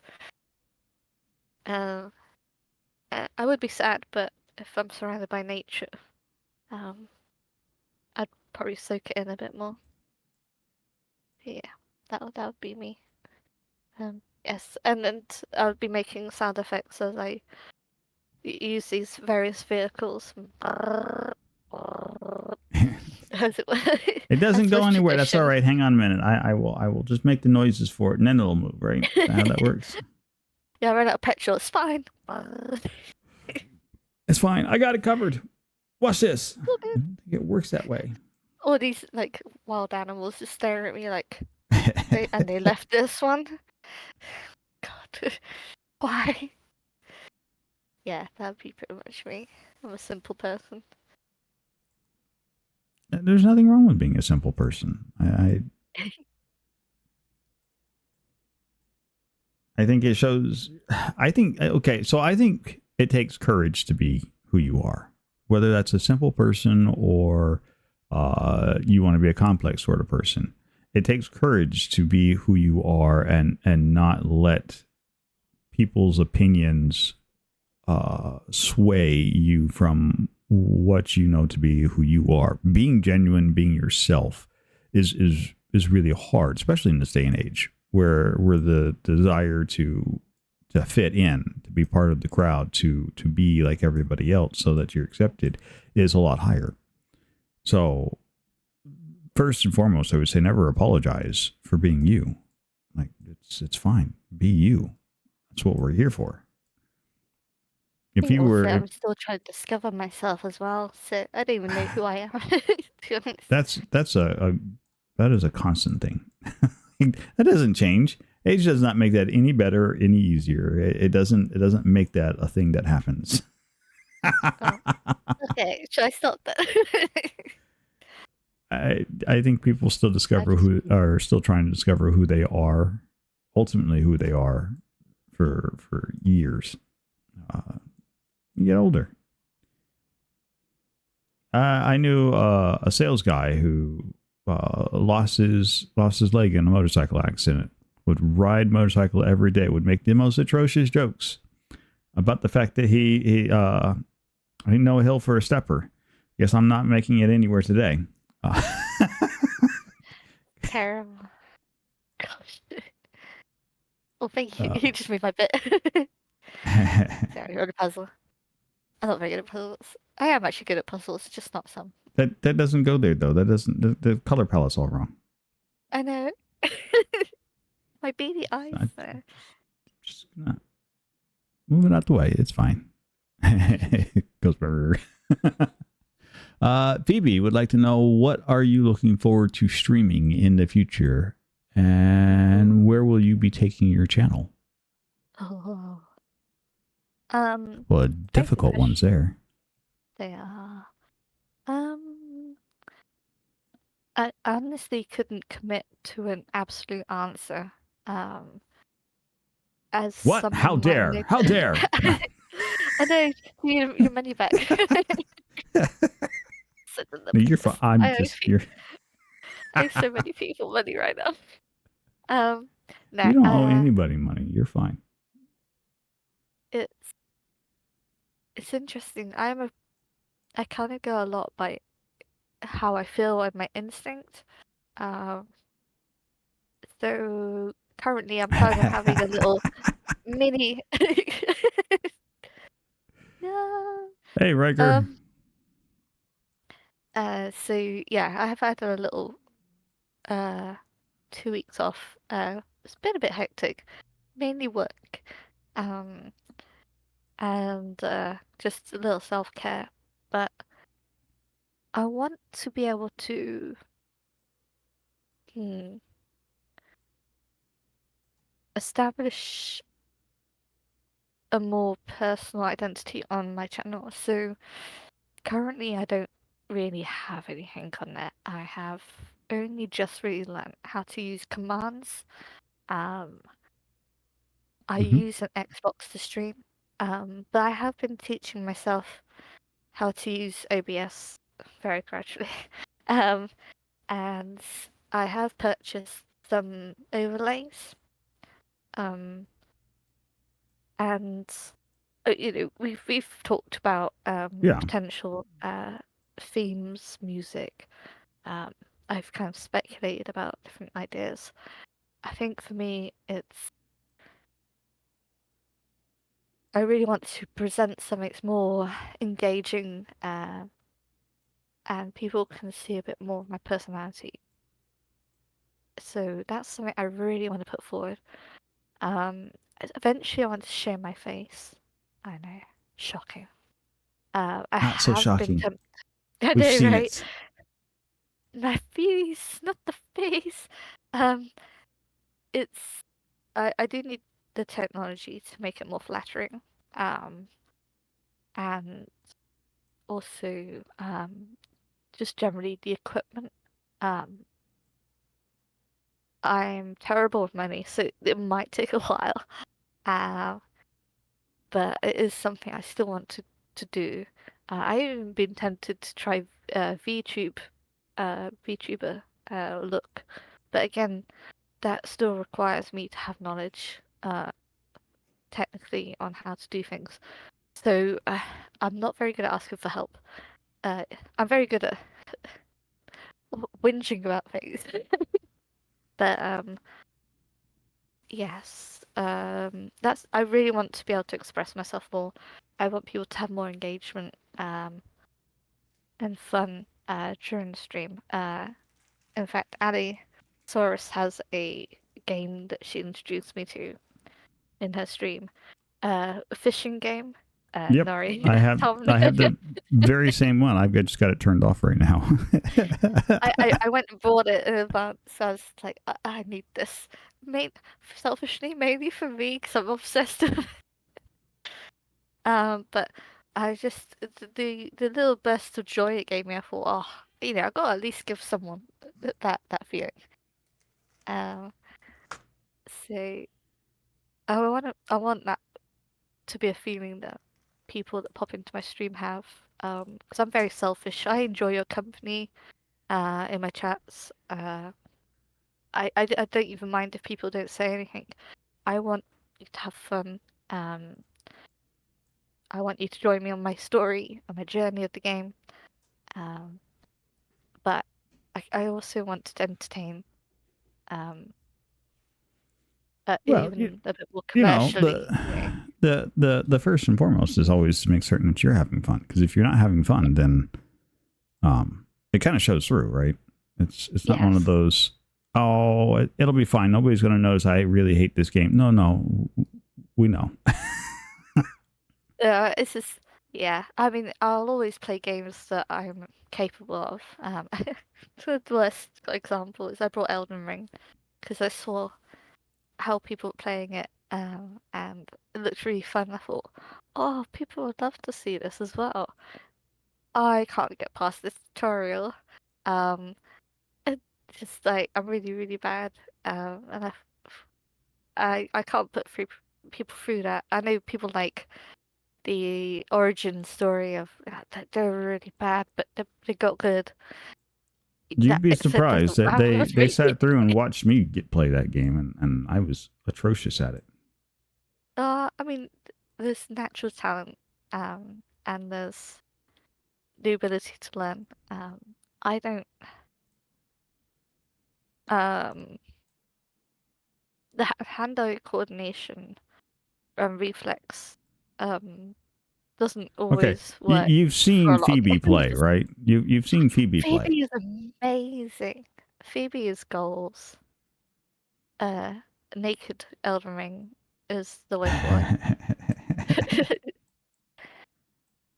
Wait. We're not talking about what you're doing on camera when playing Elden Ring. Let's go back. We're talking about Spoilers.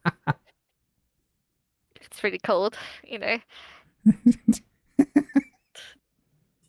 Tom, stop thinking about that too much. I am in awe of so many streamers here.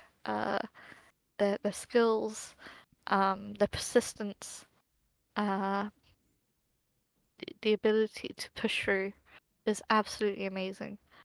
I would say I'm guilty of not trying hard enough. And also I play a lot of gentle games. That's why I find Cyberpunk's actually one that does push me. As you, some of you might see, I'm not very good at stealth. One day I'll be alright, but I'm really not good at it.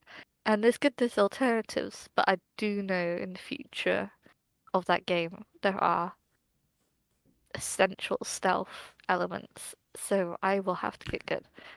And I will try. I'll practice.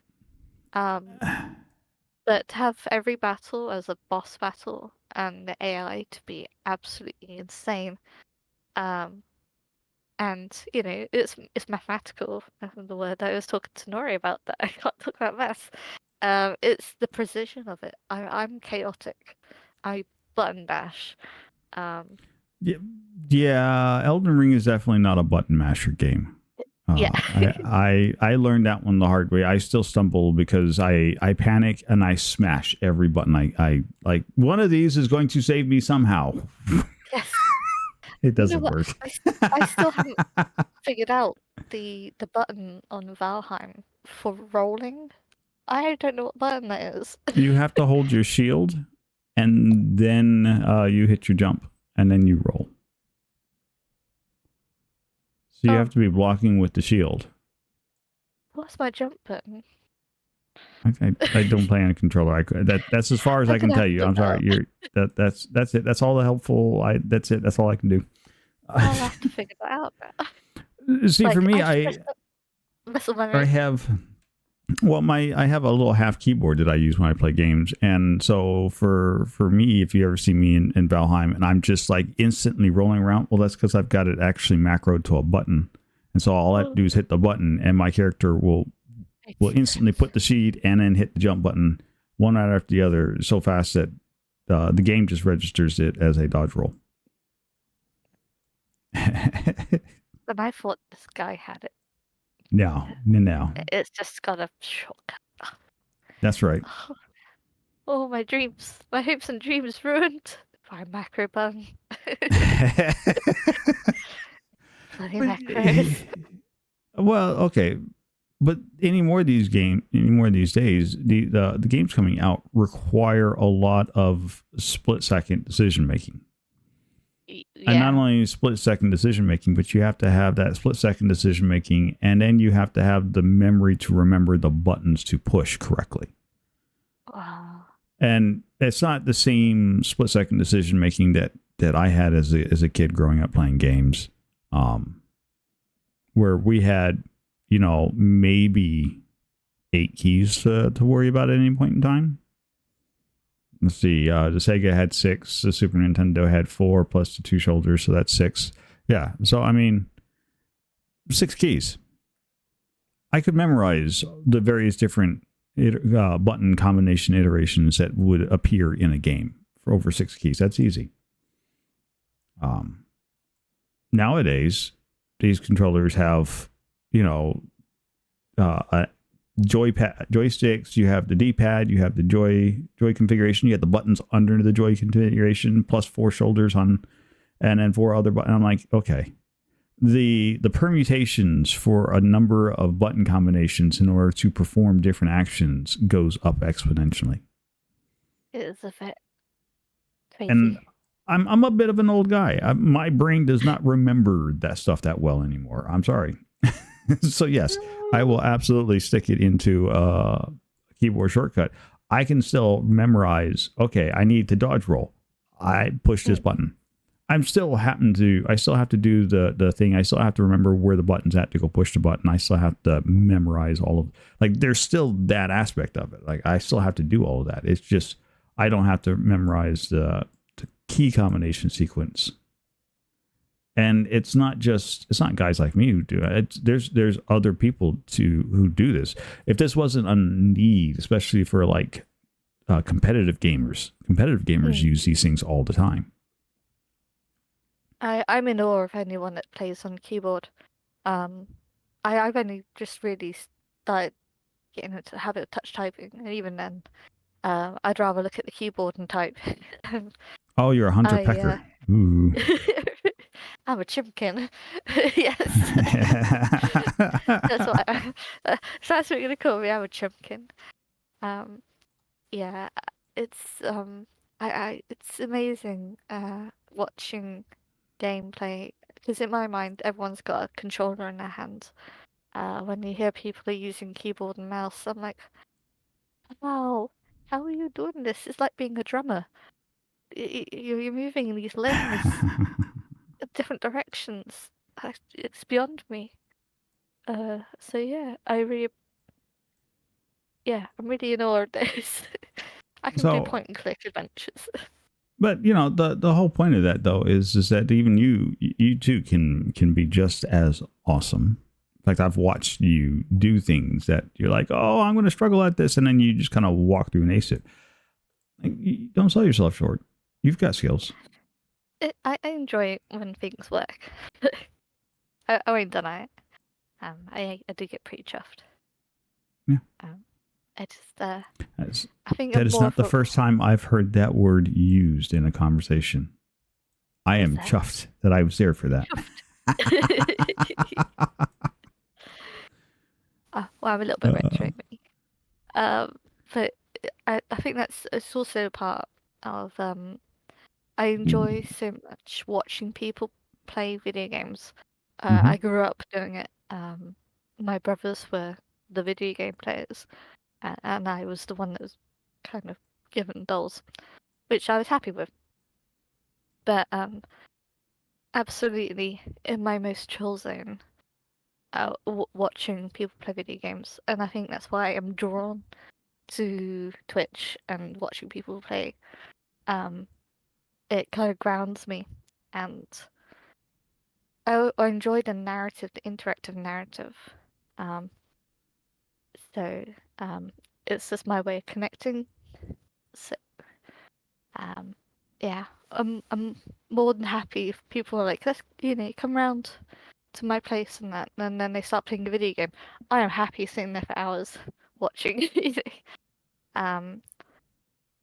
So Tom, I didn't know you cared. Wait. What? What? What? I'm scrolling now. What's going on?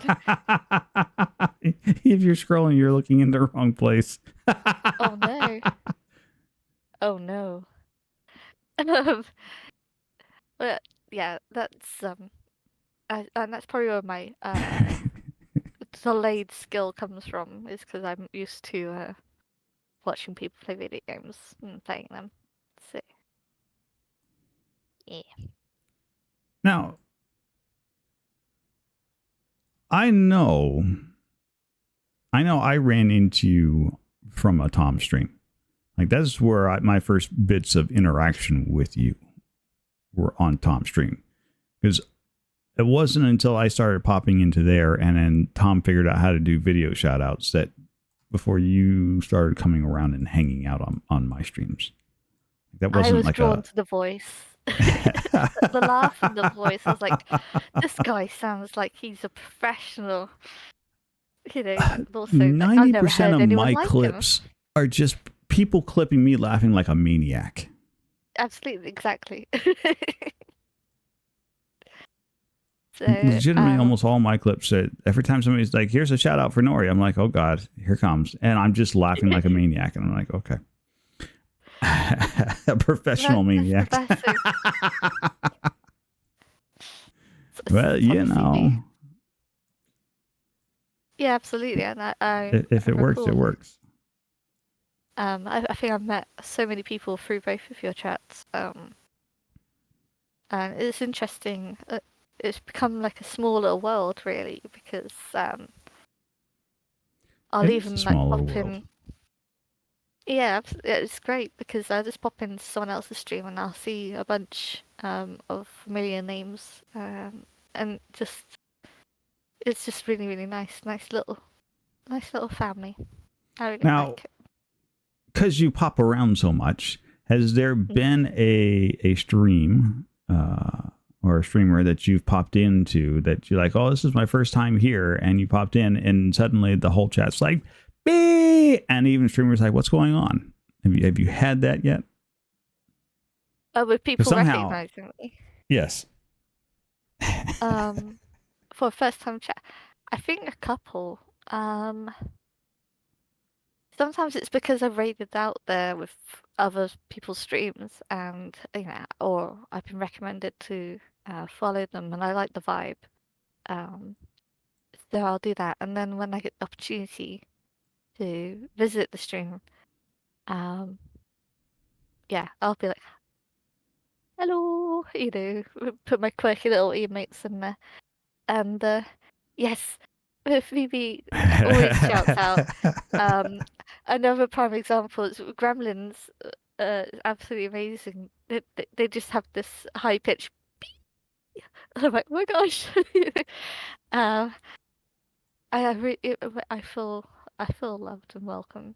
It's really nice. And I just hope I live up to the hype each time, because I know sometimes I can be a bit of a hermit, but yeah, I feel very welcome when it happens. It's still very novel to me. So Still trying to get accustomed to the popularity, huh? yeah, I couldn't even call it popularity. Uh, it's more I appreciate Wow, that that was people such a remember my dismissal. name. Yeah, I've ever I heard one. I I don't like calling myself popular because I go I'm just a baby, just a baby. Um, Actually yes, um. I did meet a lot of people through Momus. So again, Momus, I apologize. Um, I think a lot of the community I've joined is also from his streams, and I'm still bitterly annoyed um, that he doesn't stream so much. So there you go. I will withdraw your doily shipment because I want more streams. But You yes, know, he I'm not doesn't used stream to it. as much anymore, but it's for very good reasons, and we're all Absolutely. super thrilled Crow. for his fortune. Yes, and I'm really Moments glad may he's rest in looking peace. after himself. Um, yeah, it was nice. So for me, being in Memis's stream is a little bit different. Uh, it's not favoritism. He kind of gives me brother vibes. Um, I don't know if it's because he's from the UK.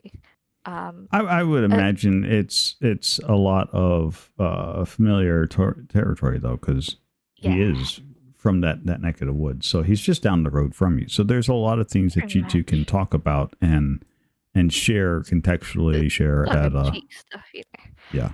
But it's also, I mean, without also being mean, this might be snobbish, but a lot of No, you're people, fine. I don't have that many people from the UK that I actually watch. Um, uh, and I do watch um, probably half a dozen.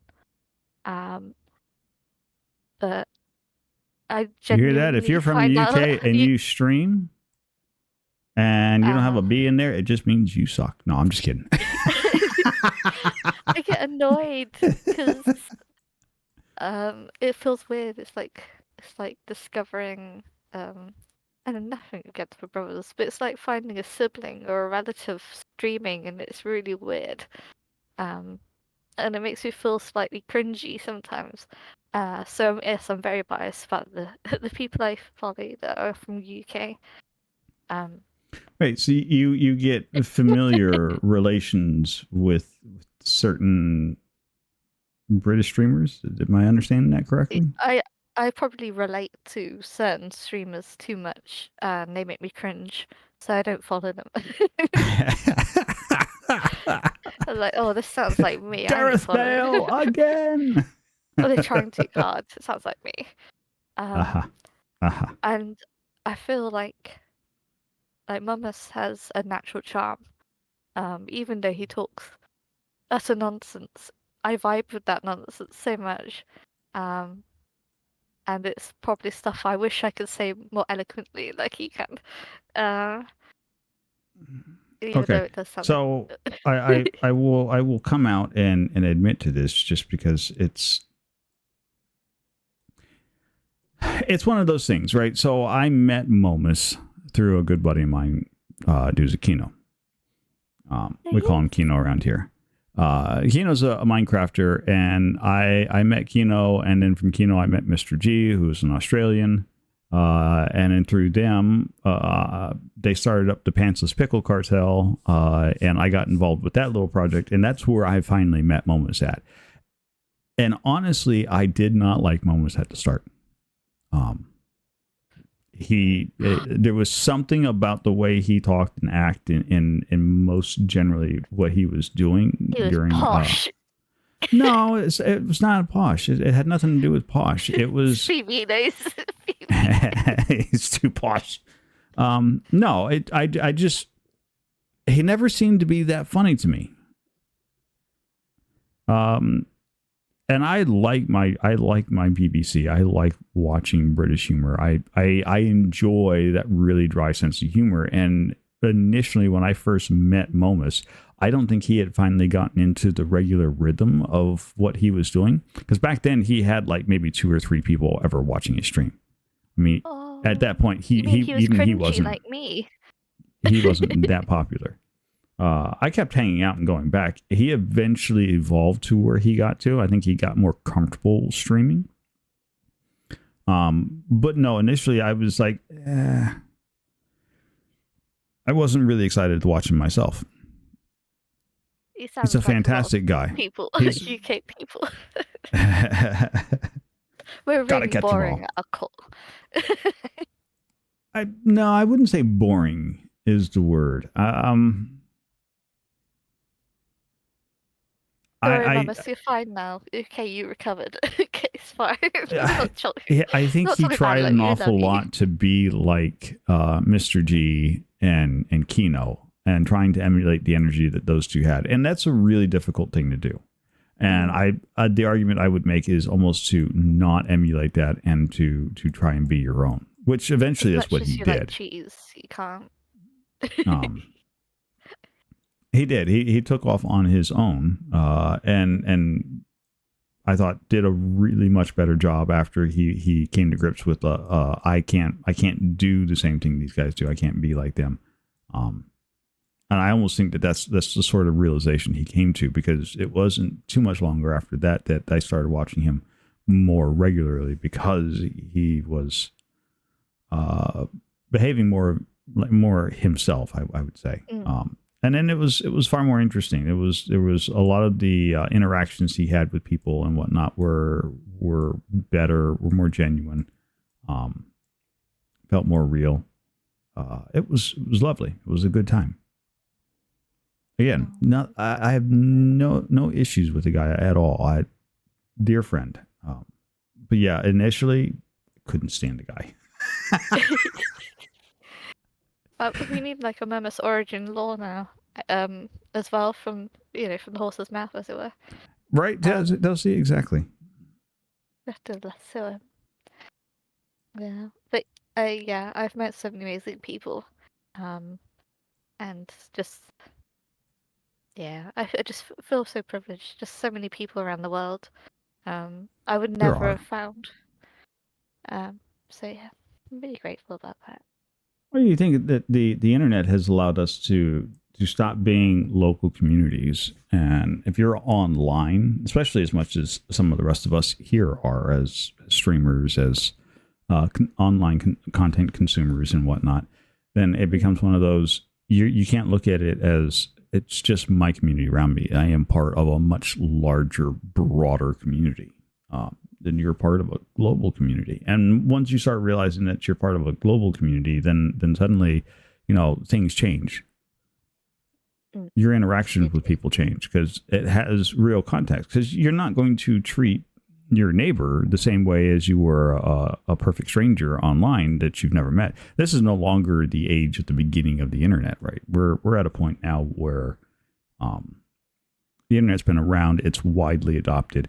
Everybody and their mother's uncle's online now. Like, being rude to somebody online is just like being rude to somebody in person. Exactly. That's true. And it's just not a thing that should be done anymore. Nah, I hit that. That's why I'm terrible, because I try to be nice to people, and then I'm like, oh, did I say something really obscure because I don't know if people understand? Oh, No.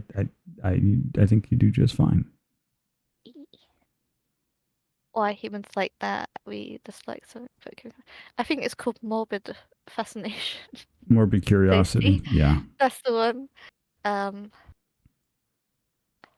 There's definitely something. It's very true though. It's like a little bit it's not quite glutton for punishment, but Oh no, I would I definitely think say glutton for punishment. I think at some point you're just like, let me get my butt kicked a few dozen times. It's fine. That's why we play games like Elden Ring over and over again. That's true. But also, I think deep down, people that play Elden Ring, the way they do know, also deep down that they can do it, and they do it. I think instinctively I usually know that's not me. But I'll watch people play it. Absolutely love watching people progress. It's really good fun for me. I find speed runs quite difficult to watch because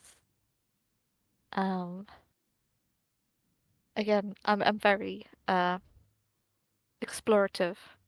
And I love narrative so lore. that just hurts your soul to watch somebody just whip through a game without stopping to look at everything. Yeah, I mean, there's the game going around at the moment called a difficult game about climbing, where you're playing a person with ragdoll physics. Doesn't use their legs. You can only use arms. You have to use a mouse, each hand alternately, to climb up stuff. And I literally been watching a stream and literally spent 17 hours on a section. And he was having a blast, and actually it was great fun. Watching him try and keep trying, achieving part, and then having to start again. It was great because he was having so much fun. He then introduced us to someone that holds the world record, current world record for speedrun, who did it in about 5 minutes and 20 seconds. Compared to his 17 hours in one section. And I just thought, oh, I mean, that's impressive, but I just don't find any joy in that. I want to spend more time on this journey with you. I want to root for you. I know you can do it. But if someone's done it and then they constantly just do speedruns on that same, it loses its narrative. Well, and I would almost say I think it takes on a different narrative, right? So you've got your journey, right? And I'm all here for the journey, and everybody has their own journey. But if you stop and think about it, the speedrunner has their own journey too. We're talking thousands upon thousands of hours doing the same thing over and over and over again, finding optimizations, the tweaks, the whatever to shave time to get from point A to point B in as fast as possible. And that's their story. That's the story. That's the journey that they're telling there. So when you watch somebody who takes 17 hours to do something and they're excited because that's the personal best, that's them ticking a box. I did this thing. That's my journey. And then somebody who's doing it, that same thing in 5 minutes, that's the end result that person who took 17 hours is trying to get to. And he's showing respect to the person who's already done the work in front of him. That's true. I mean, there is acknowledgement and there is a sense of awe. I think it's more for me as a viewer. I am interested in the journey. The challenge is there. It's a bit more of an obvious challenge though. The longer it takes. So, if it's 5 minutes, then I feel like I've lost that sense of wonder that the other person's having as well. And that's fair. And exactly, Squirrel. You are exactly right on that. But everybody finds a different story that they enjoy following along with. Right. I'm not saying go out and fall in love with speed running. But it was absolutely impressive though. Like I was like, that game is not easy. No. And I'm not saying everybody should go out and fall in love with speedrunning. I mean, that's not always the thing. Like everybody has their different points. I enjoy watching Squirrel play Horizon Zero Dawn and listening to her play Horizon Zero Dawn and hear her talking to the various different people. I like listening to Yubi puttering around on a motorcycle in Cyberpunk. And making all your little gas-powered noises. I'm sorry. Oh dear God, poor thing. But you're telling this is the story. This is your story of a journey through a game, and I'm here for it because that's the thing I enjoy doing is watching people getting absorbed in that story and telling the story and enjoying their way through the game. And then when you get done with the game, then you naturally sit there and you go, okay, these are the things that I thought were great. These are the things I didn't like. This is how I grew, I achieved, I overcome my challenges that I faced in this game. And I think that's fantastic, right? That's something fun to watch and watch people experience. It's like people sitting around doing this puzzle right now, right? We're getting close to the home stretch. We've had this journey that we've all been on with this puzzle. It's almost done. And there's excitement in that. It's fascinating to see, right? It is a bit mesmerizing. I was thinking, how do you even think that these bits go together at the very beginning? Although, do you have a preview of the picture? Or yeah, there's a preview button. It's it's up at the top. I thought people were just guessing and they were really clever. No, there's a preview of it, but that's the first time I've hit the button to preview it. We've basically just been working off into pieces. You just find and match pieces. That's all. Looks amazing. Yeah, it's a bit too small for me. I need bigger pieces. Exactly, Dawson. Exactly. I'm glad I'm not the only one.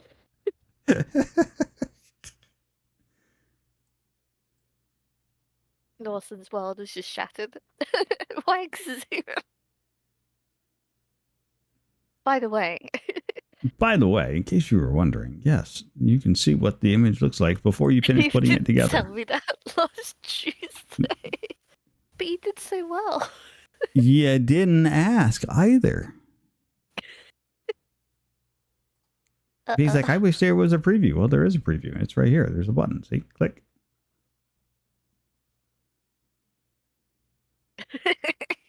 I mean, it's not like you can't see it on the stream, right? Because even on the stream, there's the button right there. It's center stage. I actually need a part 2. Click sign up. I need to see it. Yeah, we all learned something. Got joint trauma from it as well. Joint trauma. If Hey, if it makes you anybody, feel any better, I can't do it with a previous one. it's fine. It's fine. We'll get there. We'll get there. Just don't, you just don't give up. Don't give up. You do like Dory says, and you just keep swimming. Just keep swimming. Indeed. One day. That definitely does not go there. But let's see. Miss Crimson Cat would like to know if she can steal your shoes, please. And I would be careful on how you answer this, since you two are pretty much could be considered neighbors. You're close enough that she actually could show up on your doorstep and swipe your shoes. Oh, actually, I tell you what, if she could, that'd be amazing. I have way too many pairs. I'm more of a boots person. I love my boots. Knee-high flat boots. Are my favorites. So I have a lot of shoes I don't wear because I don't know how to walk in them. So yeah, if you give me a message. You can, if you're size 5, sorted. Some of them might smell a bit cheesy, but yes. Yes is the answer. They've all been broken in by excessive bouncing on beds, too, is from what I've been told. Only to some degree. I mean, I had to replace some slats recently, so try explaining that to my kid. Especially when I'm so lonely. Wait, that sounds rude. I don't know. Can't really tell them about the bed jumping. Well, so you see,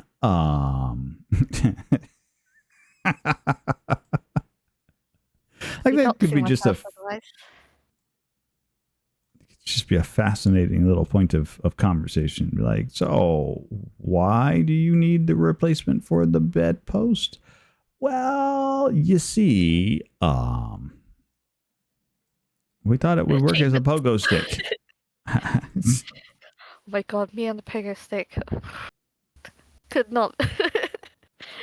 Again, I'd probably pogo stick on some type of slug or something and go flying. I can see it. It's tempting fate and gravity. Oh, it wouldn't be that bad. Oh, I don't know. I've been quite interesting with some of my encounters in life. That sounds wrong. Not like that. Oh my gosh. You said it, not me. Don't look at me. Are you kidding me? Mine lives there. I mean, out of the gutter. Ah. Oh. You could be so lucky. I'll send a pizza down there. That's all right. I'll share with Raphael. Me and him get along well. Raphael was my favorite. He's actually one of my favorite too. So.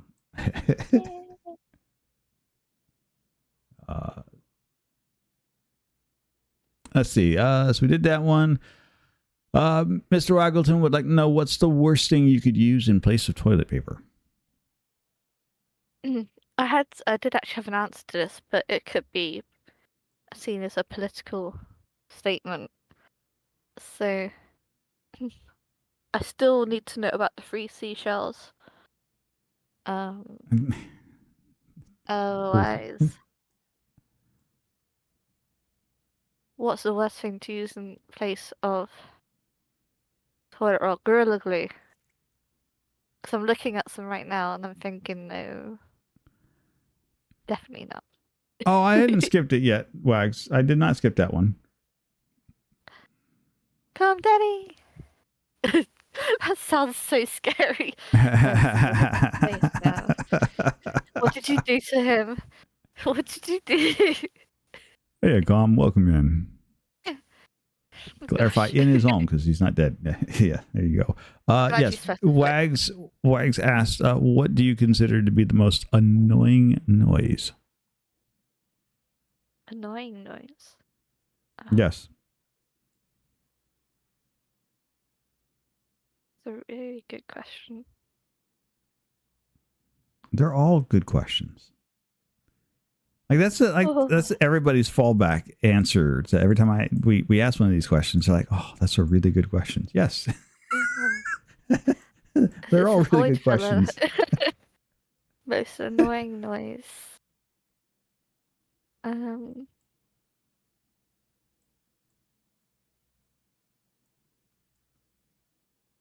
Karens.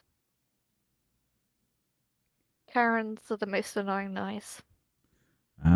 Yes, good point. Can't stand Karens.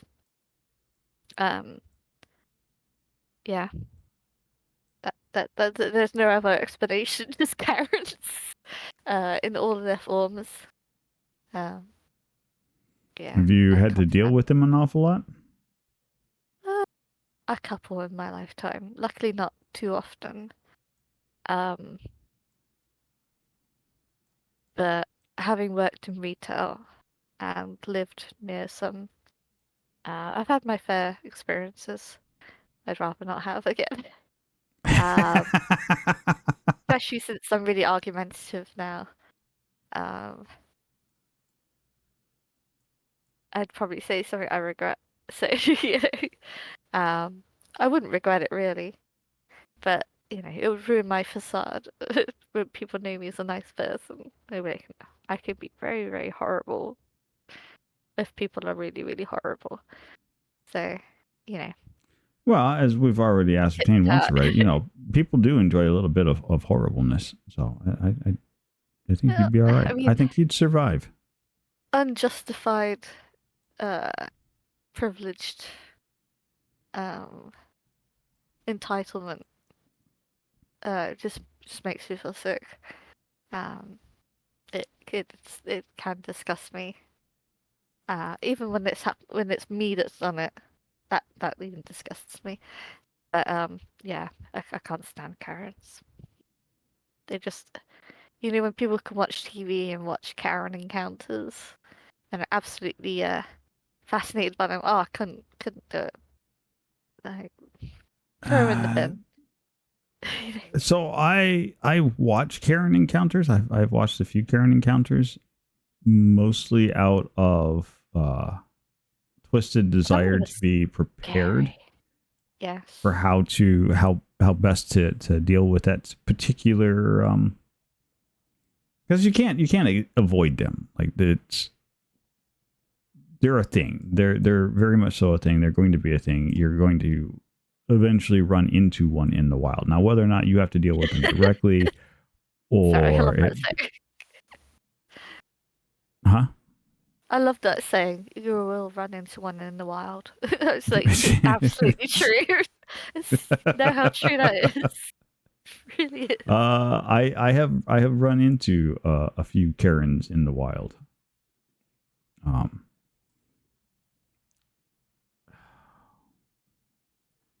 The one Karen that I ran into that jumps into my head the most every time I think about that is, so I did work for an ISP company. This has been a decade ago. What an ISP is? Internet service provider. Oh, okay. Thank you. So it's that's so they're the people that bring the internet into your house. Oh, thank you for your service. And so I was working the desk inside accepting defective modems at the time. Like, it was my day to sit in the office. We took turns going out into the field to deploy equipment and whatnot. And so this was my day to sit in the office. And a Karen came in. This was the most butch Karen I've ever seen. And like, when I say already butch, formidable in my mind. she when I say butch, she looked like she could have easily sported a beard. In fact, I still to this day, you couldn't convince me she didn't have peach fuzz on her face. I have peach fuzz on my face. Yeah, not the same kind of peach fuzz when you reference a guy and their peach fuzz. Like, This is actual, like you could see hair growth kind of peach fuzz. Anyways. I'm just stroking my beard, don't worry. I like my peach fuzz. Soft. It could have been. All I know is they came in, they sounded like a dude, they looked like a dude, and I said, "Yes, sir, how can I help you?" And they snapped their fingers in front of my face and they're like, "Excuse you, I'll have you know I'm a ma'am. You will speak properly." And just like how am I supposed to know? I'm like, "You look more butch than I am." And this is back in like the days before people were broke up about getting your pronouns wrong. Like this was way back in the day, and yeah, ripped my head off, and I apologize. I'm sorry. My mistake. You know, we make mistakes. It's the thing that happens, and I apologize for it. It didn't matter. All she wanted to do was yell and demand to see my manager at that point. I'm just like, okay. I mean, I can understand. I mean, I've been called a sir in my lifetime. Because I've had very tomboy. It happens. I think presentation back then. right. But I've even done it in A&E when I've had to check people in. I had a teenager that I had to register, and I actually did say, "And is this your father?" And it wasn't. It was their mother. And you know how teenagers are, that you know the proper like, "Oh my God, I'm so mortified." But I was just like, I apologized profusely to the parent, but I was just like, I just need to know so I can type it in. I do apologize very much, but yeah, when they make it the whole experience about, I can understand if I've offended them, they can take the matter aside. But as long as I can help them with their initial issue, you know, that's my main concern after the apology. But if it becomes the main event, then I know I can't help them from there, to be honest. So, yeah, it does upset me that I've done that. But at the same time, it's like, explain to me how I can help you move on with me, you know. I was, you know, and I wasn't so bothered about the teenager being mortified. That's fine. Like teenagers are teenagers, but I didn't want the parent to feel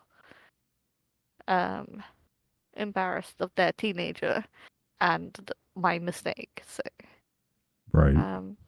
But Somebody's done something silly with the last piece of the puzzle. I've eaten it. Nope, there it goes. I found it. Oh, is that the last piece? Yeah, Yep. you did it. Nice. Huzzah! That's such a cool picture. I thought you would like it. Of the photos that I was looking through and whatnot, I'm like, this one feels like a very Kitsune Bee sort of thing. It has its own little story to tell within the puzzles, and it's like the priestess tarot card. Good job. Elisa found it. She finished it off. Nice. There you go. Nice. All right. So last couple of questions. Oh, and then we're getting it rated at the very end, but that's okay. I have to sound really cool now. No. It's Sweet Brownies and Company. Welcome in. Oh. Hello. Devil the that's a title. There it Devil is. the Developer. Yeah. Welcome in. Welcome in. I have questions.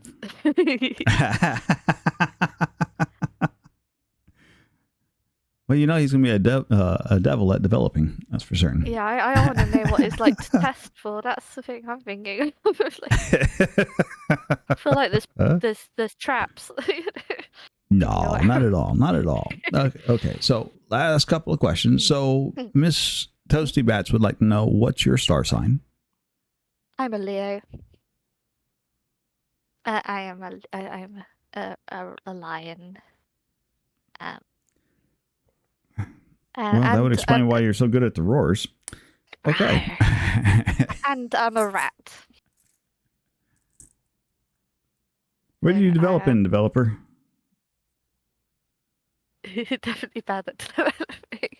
I believe in you, though. The devil, you can do this. I believe in you. I'm not good at code. I've never done it in my life. I do it every day. I'm sorry. That's my 9 to 5 job. Nice.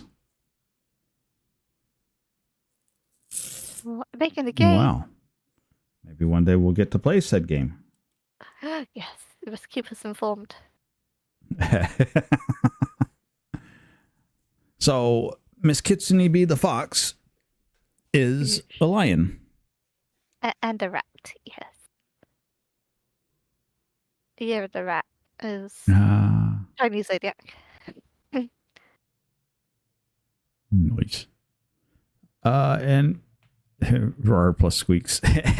Exactly. What a conflict. Just like the cat and the rat. No wonder I'm so confused. It's fine. And your favorite color? It's green. All variants of green. I have an affinity for it. I like plants. Okay, you like green, but there's not a whole lot of green in your stream. Yet. That's true. My name is Green. I'm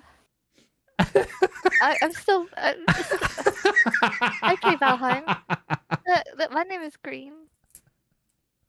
Darn it. I can't copy Tom because he'll tell me I'm copying him, and then there'll be all sorts of legal issues. No, not one bit. Tom's not going to tell you that. I did think about having overlays with lots of green and plants, but not quite there with what works for me. So one day maybe. Twerking screen. Nice. But yeah, I'll get there eventually with themes. I promise. Okay, so we're in the home stretch. You've made your 3 hours. How did that happen? So last couple of questions, and then we'll let you out of here to go finish out your evening. I hope you've had just as much fun as we've had. It's been lovely having you on this. I really enjoyed it. So thank you. Any big plans for this year that we should be looking forward to? Like any big B streams coming up that we should be all getting exciting for? I want to try and celebrate my affiliate. I actually only activated my affiliate in August. I think I hit it back in July.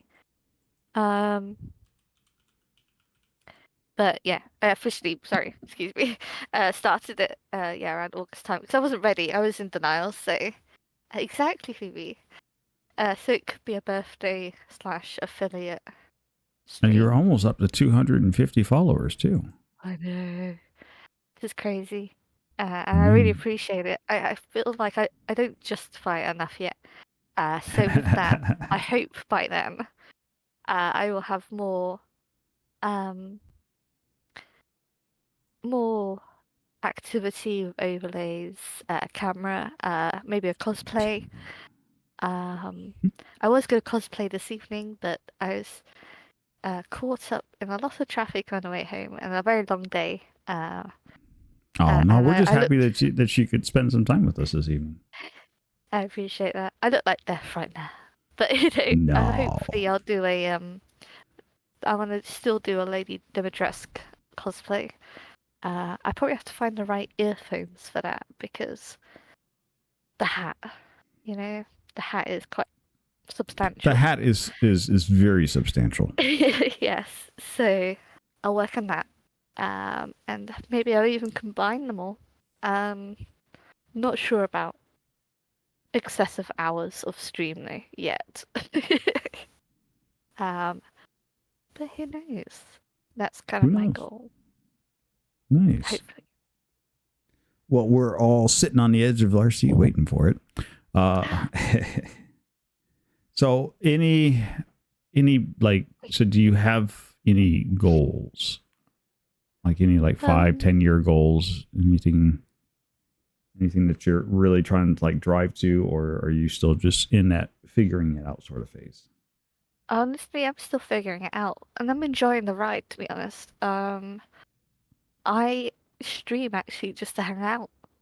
I really enjoy the company from everyone, and I don't really have any goals to hit a certain amount of followers.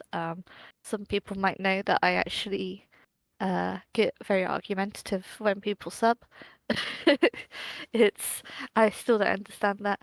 Um, I still have to get through that imposter syndrome of feeling that I have earned it.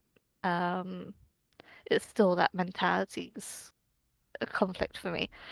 Um, so I'm just in it to be around awesome people.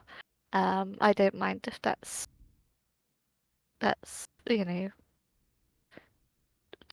one, two, my mods popping in occasionally. Or when they miss me. I think I can't remember their names. I've met them a couple of times recently. Or I'm not That's fantastic, Phoebe. numbers. Every number is a privilege for me. So I just appreciate people remembering me. Even when I'm just chatter, I just enjoy your company. So thank you for being my friends. Well, we are happy to have you around. That's all I'm here for. I'm here for the friendship, really. And sort of kind of get arrested by the FBI. Oof, there you go. Sorry about throwing a baby down a mountain, finding it funny. It was a movie. God It's damn fine. It's fine. It's fine. it. And then the last question we usually end off with is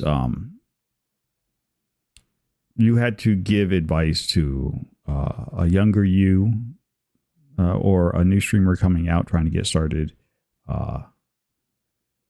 What is a piece of information, a piece of advice that you feel would be most appropriate and help? Like if you had known about this earlier, that would have been fantastic to know. It would have been game changer for you. What would be something like that you would say to somebody of that nature? Um, Advice-wise, I would say, as weird as it sounds, it's not really that weird. Have fun. The whole point of being there is to have fun. People know when you're having fun, and they'll enjoy the fact you're having fun. Whether you're really good at the game, really bad at the game. I mean, gosh, we got people that have just chatting streams, and they're having fun. Just be yourself. Don't be a dick. It's really essential.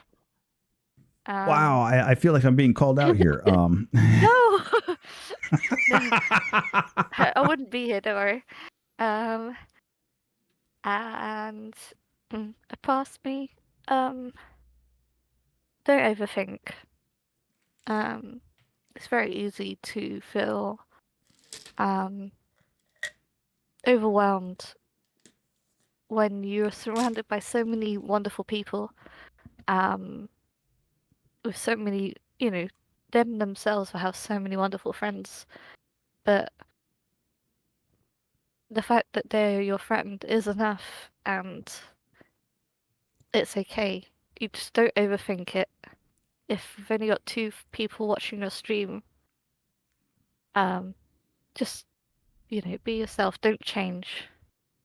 Don't worry about the amount of followers you have, unless you're trying to do this professionally. Then maybe get some advice.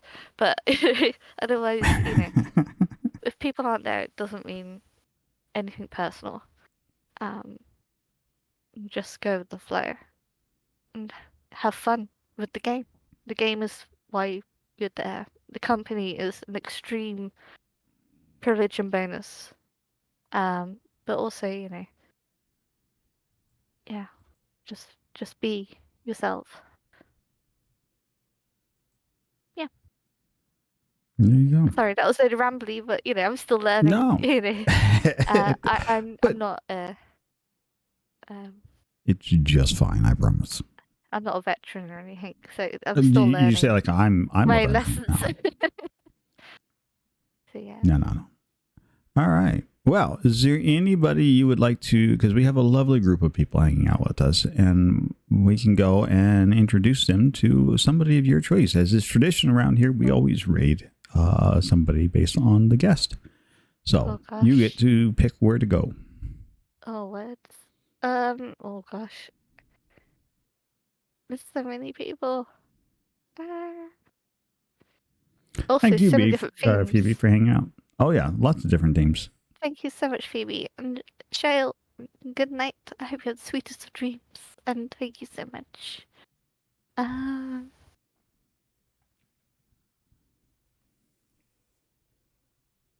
It's a very good question.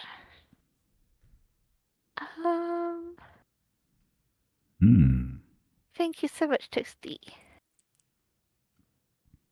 Tell you what, I'm not sure. There's so much.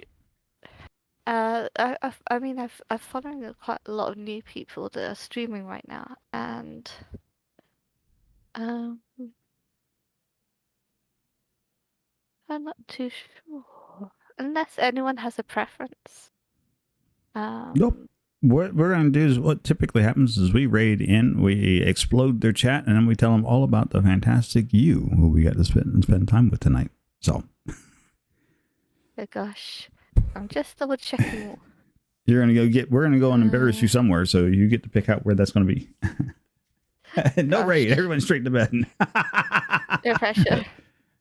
Not the way that works, Eldronis.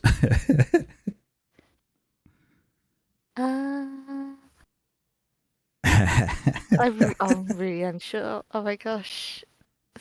If I'd known about this, I could have thought about this. I never thought about this.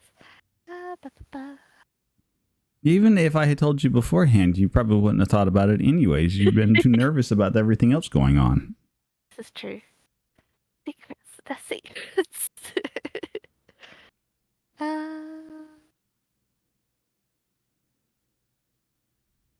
Gosh. I feel like there is someone that's playing a game that is one of my personal favorites. Then let's go. I haven't seen many of the streams though. Tell Tom to start streaming. Actually, Tom knows who this is. But let's see. I can pop their name in.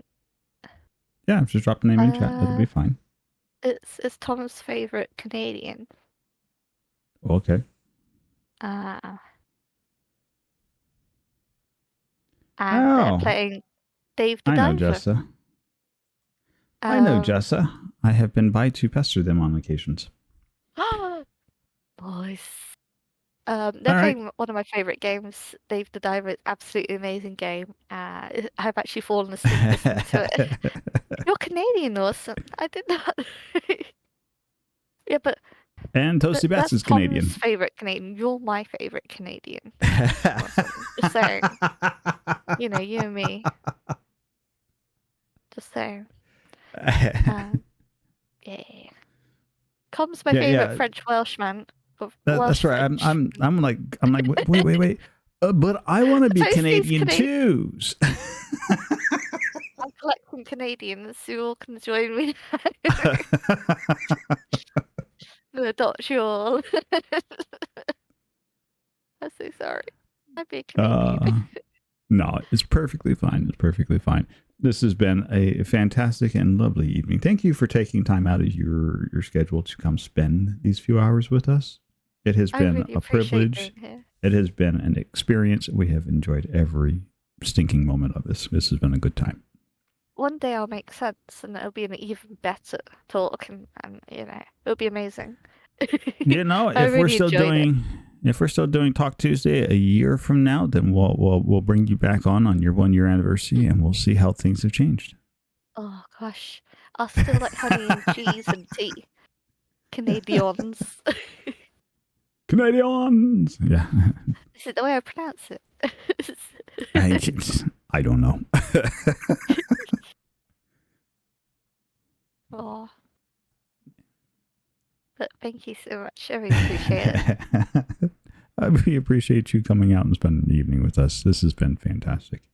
I am going to go ahead and Devin, you're welcome to stick around if you want to chat or if you want to just take off after this and go do your thing. That is also possible. And we'll hit the end screen. We'll go send the raid to Jessa and we'll go say hi and tell them all about the wonderful, wonderful Kitsune B. Thank you, Miss B, for a fantastic evening. Thank you. Bye-bye, everyone. And yeah, take care. I'll see you in your respective streams. And oh, somebody hit the raid button. It's like, wait a minute, that's too early. We got to go to the end screen first. Oh, you fantastic and amazing people. Thank you all for coming out and hanging out with us on this Talk Tuesday. There's been another fantastic episode with a fantastic guest star, and it has been amazing. I can't think of any better way to spend my Tuesdays than here every Tuesday with you wonderful people talking to another fantastic, wonderful, talented individual. Tonight, we learned about Miss Kitsune B. Oh, up next is going to be Whoop You for free. So, if you're waiting to learn about somebody else new, you don't want to miss out. Next week, Whoop You for free. It's going to be here. So we'll learn all about this fantastic Valheimer / variety streamer. But as it's been amazing. It's been fantastic. I am still smiling. My cheeks are going to be sore come tomorrow morning, and I'm loving it. Thank you to our raiders, We Brownies and company, for coming in and joining us on this Talk Tuesday. Remember, if you are yourself are a streamer and interested in being here on Talk Tuesday, just reach out, hit me up, let me know. We'll get you on the schedule. We'll get you signed up. There's still plenty of days still left to the end of this year. Plenty of Tuesdays open and available. So you don't want to miss out on a single moment of that.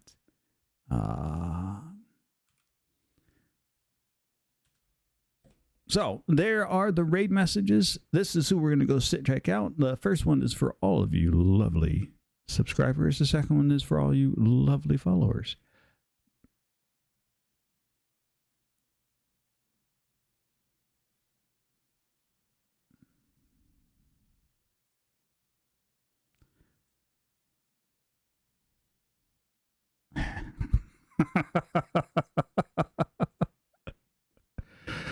Whichever one you can use, grab it, copy it, get ready to spam it. And then when she asks what we've been doing tonight, tell her all about Talk Tuesday and the fantastic, fabulous Kitsune B that we've had a lovely evening to spend with. And until next time, continue to be the fantastic, fabulous, and amazing people that I already know you are. And until next time, bye for now.